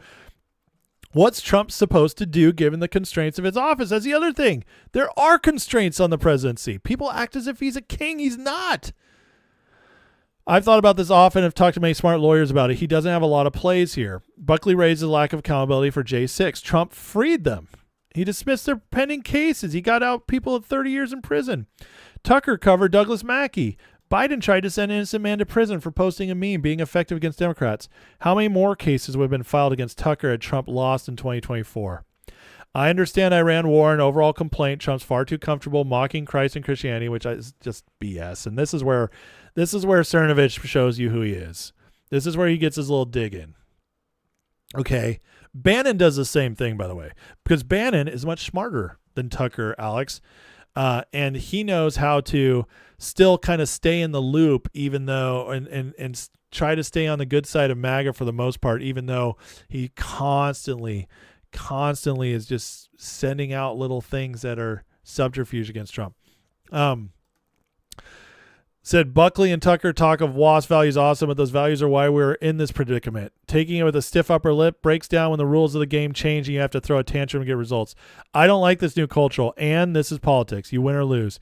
Given state of affairs, losing means death by the Bolsheviks. That's exactly right. That's why the whole we're sorry we made you vote for him thing is absolutely insane. It's Biden who spied on Catholics and sent grandmothers to prison for protesting abortion. These FACE Act cases were barely covered. I discuss them often. If the choice is having someone who posts memes versus someone who wants to throw Christians into prison, perhaps everyone should ask if maybe our brains have become digitized. That is a good line right there. Kamala was going to change our country forever in the wrong way. She was all in. She's insane. She's an insane communist. True social meme might be as offensive to some. It was to me. There he is again. But sitting in a prison cell is in the same universe. I'll take the infantile behavior of a wrongful imprisonment. There are other issues raised. Charlie Kirk being chief. My own views are more hardline than Buckley's or Tucker's. Charlie would be alive far left here, and this is absolutely right. Would be alive if far left-wing political violence had been treated like the crisis it was and is. Yeah, 100%. Voting for Trump in 2004, 2016, 2020 was the obvious choice. What's the alternative? Democrat supermajority turning the U.S. into L.A., letting cities burn down, illiterates driving 18-wheelers and smashing them on our families, jobs my friends had growing up being taken by the same people. You think the Red-Green Alliance won't line your families up like they did to Tsar Nicholas? I'm almost 50. Men in their 60s are responsible for conditions we live in, or men my age. We sat out too many elections. We don't do enough now to get out the vote.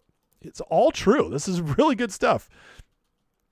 Charlie understood politics isn't debate. We need to discuss ideas, win narrative battles, but winning argument doesn't mean if people are unwilling or unable to use it. There's a lot to say about Trump. What's everyone going to do to change electoral outcomes? That's so good. This is a very good post. Well done, Cerno. I don't trust you. I don't even like you, but this is an excellent post, and he made my point earlier so poignantly.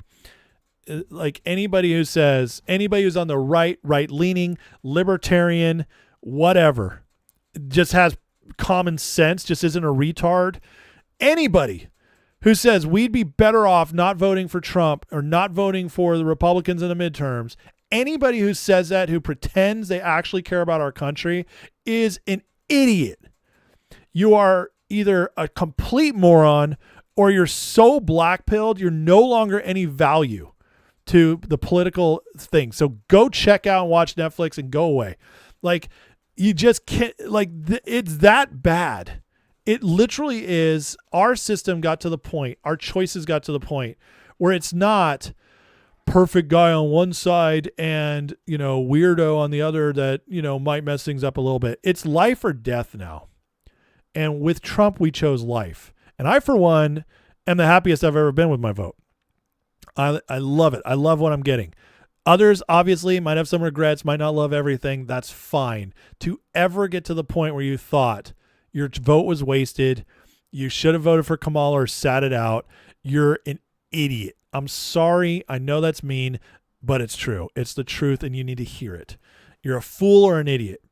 And so this whole Tucker thing, this whole Alex Jones thing, this Megyn Kelly thing, Candace, that's the number one sign it's a grift, because every single one of them is too connected. They know too much from behind the scenes to know what they're saying is real. Which means they're all lying. And Cernovich called it out so perfectly, where he says insiders like Buckley and Tucker understand how it's manipulated. And that's it right there. And so just when you hear these asinine things coming out of influencers, maybe you once trusted or maybe you still kind of trust, and then it starts coming out like this, it's a great sign that they're completely, it's been a grift all along. They're lying to you, they're taking your money, and they're trying to psyop something much bigger than what we see in our political day-to-day. They're working for the other side. That's what it comes down to. And Tucker, Alex, Owen Schroyer, all these guys have just proved it without a shadow of a doubt today. Robert Barnes. Oh, man. We won't miss you guys. You're never coming back to MAGA, and we're just going to keep winning. And it's going to be glorious. So, Alex, you're going to be without a shirt a lot more often going forward. That's all I got to say about that. All right. A couple of quick hitter things at the end here, guys, we'll get to in a minute, but I do want to check in on the chat. I thought I saw a couple things, people tagging me. I did see, let's see, a super chat. One of the many 76 $2 donation says, once fake news, always fake news. Amen. And thank you for the donation. Ray Sandoval gave 10 more American Fire memberships for the YouTube. Thank you so much for that, Ray, for your constant support, man. You're awesome. I really appreciate it. And all those members, go check out those members' lives. There's some teachings and stuff in there. I think you'll enjoy them. All right. I thought I saw a couple tags too, so let me make sure I didn't miss anybody trying to get to me. You know what? My chat won't let me scroll too far back. So Jesus Save says, oh, I just lost it. I scrolled. Ace, thank you. I haven't laughed this hard in years. Well, good. If I can provide that, that's awesome. Taya says, I can't imagine a president better than Trump. I even love things people find off-putting because he's so authentic. I completely agree with you. So thank you for that. Geronimo says, President Trump won't be here forever. We need to watch who we vote for. Republicans can be rhinos. Research and vote wisely. 100%. Absolutely. Love that. Candace says, if Kamala got in, we'd probably have 50 million over the board by now. Easy. They would have just opened it right up on day one. Madam Bray says they are seriously talking about Charlie in another realm. What psychos? That was no one else can hear what Charlie says. They'll make up so much. Yeah, they will. They'll go wherever they can go to make a point. Damn Yankee on Rumble. It's good to see you guys. Yep. Thank you, Damn Yankee, for watching. I also saw Lochtefeld and AZ Tropic holding it down on Rumble. Appreciate you guys over there. I know I don't get to you guys as much, but that's because the chat is much more active on YouTube. So sometimes your guys' chat stuff gets lost. Castleman says, bro, these people are so desperate. Let's rely on the fact most Republicans, productive people in our society, see right through this. 100% true. Absolutely. You guys know it, man. Smart people in here. Very smart people. Okay. Did I miss anything else? Crypto Ethno says, I don't care if defeating IRGC helps Israel. Israel's a neutral player, cares most for themselves. Fine by me and predictable. Better to court the devil you know than one you don't. 100%. Absolutely. And you know what? I think Israel is, once all this stuff's toned down, you know, I've said this to the Israel tards, the people who think Israel controls everything, including Trump. I've said it to them many times. But think about it. If Iran gets cleaned up, then Israel no longer really has anybody to fight. So there's no more pulling us into wars. Plus, yeah, it's clear we own Israel, as one Repub just said. We absolutely do. Trump owns Bibi. And I don't mean owns in like the deep state sense. He's like, I'm your daddy. I'm bigger. We pay you guys. You are going to listen to me in this situation. We're not going to get dragged into your war. You can help us with ours. And that's how Trump deals with Bibi. And it's obvious at this point. Very obvious. So, all right, let me get to the last couple of things. By the way, please like and subscribe if you're enjoying the show, guys. Every like helps the algo. And if you get the hype button, that helps me more than anything else. YouTube put it in there to really promote shows. So if you see the hype button and you don't mind using it on my shows, please use that hype button. Not everybody gets it. All right, let's do a couple quick hits here. So this honestly really moved me today, speaking about Trump. And this is something that no other president would have done, Tucker. So if you regret voting for him after stuff like this, I just don't understand it. But Donald Trump today actually took the time to read a Bible passage. And I'm going to skip a little bit ahead to an area where he's going to say a specific verse. But this is powerful and important. So let me let Trump say this. This was at an event where they're reading scripture all week long in DC. It's a beautiful thing. So let's listen. Locusts to devour the land, or if I send pestilence among my people, if my people which are called by my name shall humble themselves and pray and seek my face and turn from their wicked ways, then will I hear from heaven and will forgive their sin and will heal their land. Now my eyes. Did you guys hear it? That's the big verse I wanted him to, like, you guys to hear him read. There has been, I'm a Christian, okay? Been a Christian my entire life. Really became a Christian when I was 12 years old, but lived in the church, grew up in the church. And listen, the whole time I've been following Trump, one of the great crying out of the Christian community has been this verse, that if we pray enough and we keep moving forward and get involved, and then God would come and heal our land. And I've been praying that verse with people since, man, I think it's 2012 was when I first did it. So during the Obama years. And to hear Trump read that's the specific passage, the only passage he's going to read in this whole week. For that to be the passage he read, guys, I'm telling you right now, God chose that through him. God put that in Trump's mind to read, or whoever this was set up for. It was set up that Trump would be the one to read that verse, because God, that's God right now. Like, not that Trump's God, obviously, but God speaks through anybody he wants to speak through. God just used the most important person in the world to announce what he's doing in our nation. It's no coincidence that revival is breaking out in America right now. Young men are at 42% considering religion important again. That's huge. And it's Christianity they're talking about. Christianity had an uptick the last 2 years. The first time in decades it reversed. It'd been going down. It's going back up. Revival is breaking out. It's huge. Trump and this administration have made Christianity their calling card and embraced it fully and made it the cultural epicenter again. It's incredible. And we're watching our nation heal. I say it all the time. Kids, you guys understand, like the kids identifying as trans is down almost 50% in the last 2 years. Kids identifying as LGBTQ is down 25% in the last 2 years. Our nation is healing. That's cultural healing. That happened because we chose Trump. We chose another direction. And choosing Trump doesn't just mean him.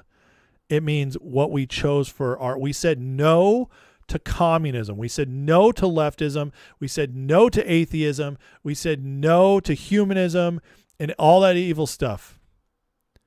We said no to it. And that's what choosing Trump was all about. And Trump, in this, the most unlikeliest of people, is the one bringing it in, which I love God's style, man. He does that with all his leaders. Moses, David, Abraham, none of them were people you would have thought would be good leaders. Paul, none of them. God loves to confound the wise. And so he chose Trump. And it's, you know, it's blocky and crazy sometimes, but the results are there, and the results are what matter. And this is an incredible thing. And it took us back to this Kim Clement prophecy. I'm not going to play it. I played it just the other day, but there will be a praying president, not a religious one. He won't be a praying president when he starts, but I'll baptize him with the Holy Spirit. What a powerful thing. Trump at the beginning, when he was campaigning in 2015 and in 2016, I remember very specifically him being asked about the Bible. He's like, oh, I love the Bible. And the guy's like, well, what do you get more from, New Testament? He's, I like both testaments. He had no idea what he was talking about. Trump was raised in church, but he was never a theologian, never got really into stuff. And I think Trump's always respected Christianity, but never chosen it until the last few years.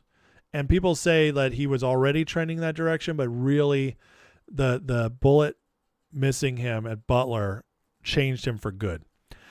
And now we have a president who's praying in front of the entire nation, which is just absolutely incredible. So this guy's, and I got to tell you, this is similar to, for those who know the Bible, it's similar to when Ezra read the law to the Israelites who just returned from being exiled to Babylon. They returned, they started rebuilding the walls of Jerusalem, their city, and Ezra read out the law to them in order to say we're rededicating our country to God. And that's basically what's happening right now in DC, and Trump just did this. I mean, so this means a lot more than most people think. And again, it's just, to me, it's reaffirmation that this is not a blip. I don't care what, I mean, I do care what happens in the midterms, but I don't care as far as the longer term trend. God has already chosen to save our nation, and it's happening. There's good men in charge, good women in charge, and they're going to see it through. And there's going to be hiccups. There's going to be fights. I mean, it's a process, and that process is not every day is going to be great, but we're heading in that right direction. And this is a season we're entering into. This is not a couple years. Some people are prophesying that this is just this is just an eye of a storm, and then we're going to go right back to hell afterwards. That Trump was just a reprieve. No, he's not. He's the beginning. He's the breaker, the deliverer that was chosen, and we accepted. And God's now using him, and all of us need to be a part of it through prayer, through action, whatever it is that God calls us to. Because this is not a one man does it all thing. It's a team game. But we do that and we follow it through. And I'm telling you, I can already see the demographic trends. I show you guys it all the time. I can see the cultural trends. We're at the beginning of something massive that could hold for a very long time, because once we fully get this and we fully move forward into this, because of the internet and modern tools and stuff, we're not going to be in shadows anymore.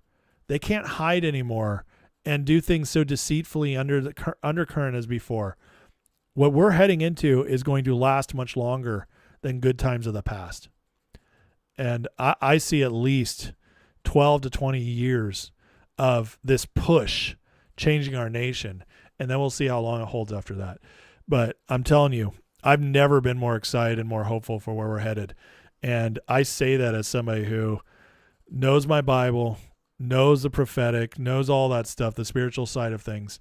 And this is not the end times. This is the beginning of a beautiful new season. And I believe it's going to be one of the best seasons America's ever seen, if not the best. We're about to head into it. And this, to me, guys, is just a major sign of that. So just a beautiful, beautiful, exciting thing that I wanted to share with you guys. So, couple other quick things real quick, before we go. Excuse me. But, speaking of setting up for the future, Axios is reporting that Trump and DeSantis got together about DeSantis' future, and says his dream job would be a U.S. Supreme Court justice. Well, the rumor is now that John Roberts is about to step down in the next few months. If he does, it would be pretty wild if Trump replaced him with DeSantis. So we'll see. It says DeSantis not interested in the AG job, which, by the way, Trump would never give it to him because he broke trust by running against him in the primary. But I think Trump would trust him enough to give him a Supreme Court. That's a little different. So Ellen says, I thought it was Alito. The rumor was originally Alito, but that's now been shot down. Alito plans to stay for a while, which is awesome because Alito and Thomas are the best. But now it's actually coming out that Roberts is the one really considering it. So we'll see. We'll see who's right, even if it's either of them. Winning 2 new coal power plants coming into Pennsylvania. Pretty amazing. Trump is just getting the energy boom. The prosperity that's going to come from this energy boom is just out of this mind, guys. So, I mean, out of this world. I cannot wait to see how this all ends up. Rogan had something really interesting to say about Trump, so I wanted to play this. Trump is healing his relationships with these people. And Rogan, I still think Rogan's a good egg. I just think he gets too easily duped because he's surrounded by liberals. But listen to what Rogan had to say about Trump the other day in his encounter with him. The other thing, the big conspiracy theory is that Trump is mad at you and he came up to the UFC and he was talking shit to you. No, it was the opposite. That video came out and it was like, look, Trump's fucking Joe Rogan getting embarrassed by Trump at the fucking UFC event. It was literally the opposite. I texted him on Friday about Ibogaine, and I was telling him how there's that's all a these that's vets. a hallucinogen. This is the one the vets use. Yeah. I told him about it. I said how effective it is, and I said, and it's been held up for so long. And he said, what are you looking for? Are you looking for FDA approval? He goes, it sounds good to me. He said, let's do it. And so literally he sees me at the UFC the next day, shakes my hand and says, it's done. Wow. That's what he was saying. That's so funny. I was like, and I said, thank you, sir. It wasn't like he was mad at me at all. People jump on these like conclusions like. Well, that's okay. You're allowed to. But this is the truth. That's exactly what happened. He came to me and he said, it's done. We're going to take care of it. This is a good thing. It's a good thing for the soldiers. It's a good thing for everybody. And then he had the press conference the next week. The other thing. You see how how disappointed he was? That guy was so hoping that Joe was going to give him a gotcha moment. He was so ready to just bring this up and hear how Trump was mad at him. And then Joe was like, no, it's actually one of the most amazing things ever. And the guy's just like, oh. That's the kind of thing that tells me that Joe's not gone. Okay. Like Joe is, he's a good dude. He's too close to these people. And so he gets swayed by the tides of feelings, and he brings in all these liberals and they all cry about Trump. And then Joe actually goes back to Trump and remembers, is like, oh yeah, I actually really like this guy. So that's the kind of thing. Like, I just love that. I think that was a good example of that. Texas can force schools to now post the 10 Commandments, federal appeals court rules. So that's awesome. Now, depending what state you're in, we can get the 10 Commandments back in schools. Beautiful. Love that. And then finally, I saw this study today and I had to share it because Alex Jones with the white pill. Well, guess what, Jones? Mentally healthy people are often delusionally optimistic. So you know what that means, guys? All of us who are super optimistic about what Trump's doing, we're the most mentally healthy. Take that. I am a renowned delusionally. I'm proud to be delusionally optimistic. Always white pilled because again, I just think you have to be. I think that's what faith is, and without faith, you can't please God. So without hope, you can't have faith. And so you're delusionally optimistic is the way to be. And apparently it's even better for your mental health and success. By the way, it's been proven optimistic people are more successful than pessimistic people, even if there's a big IQ difference. That's the truth. So whether you like it or not, I felt like that was a great thing to end on tonight. So listen, let me make sure I didn't miss anything. Hey guys, please, if you enjoy the show, like and subscribe. I'm not asking for much. It's free to do so, but it means a lot to the channel if you guys actually take the second to do that. Just tell the channel how you feel and YouTube how you feel. But let's see. Let me catch up and make sure I didn't miss anything. We got Pat Brooks. Welcome to the Mega Ace-hole. Thank you so much, Pat, for supporting the channel by joining the membership. I appreciate you. That is awesome. Really, really awesome. Thank you so much. If Roberts is going, things will be better for SCOTUS. 100%, because he is not a reliable vote. I do think DeSantis would be good at SCOTUS. I really do. I don't fully trust DeSantis politically because he was duped to run against Trump. Paul Ryan and McConnell duped him in the establishment wing. He almost ran and thought it would be him, and they wanted it to be him. So his political instincts aren't always the best, but I do think he is a true conservative, and some of those guys are better on the bench than they are in the politics. He has been a great governor. I'll give him that. But crossing Trump was the dumbest thing he ever could have done.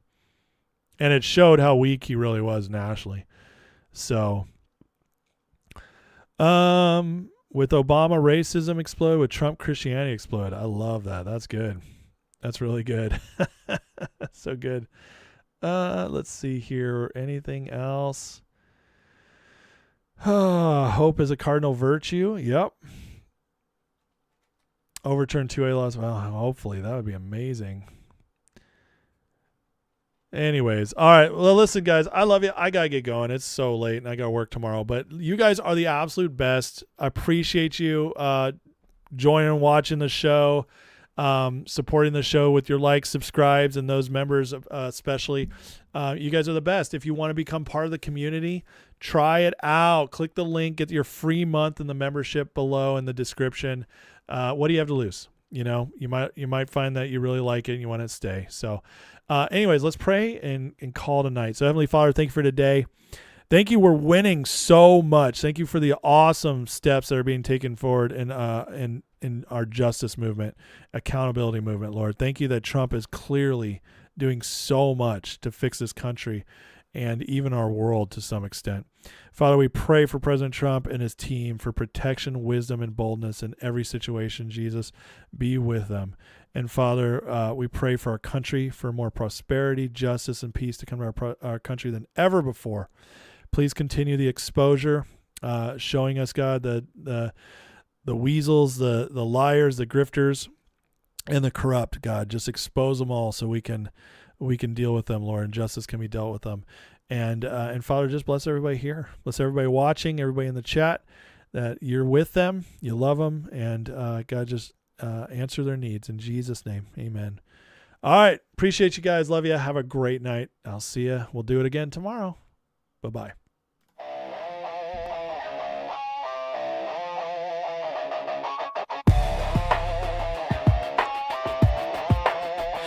Headlines screaming like a siren at night. Red and blue shouting, nobody's right. Smoke in the streets, truth under attack. Everybody's loud, nobody's got facts. Feeds keep scrolling, nerves stay tight. Match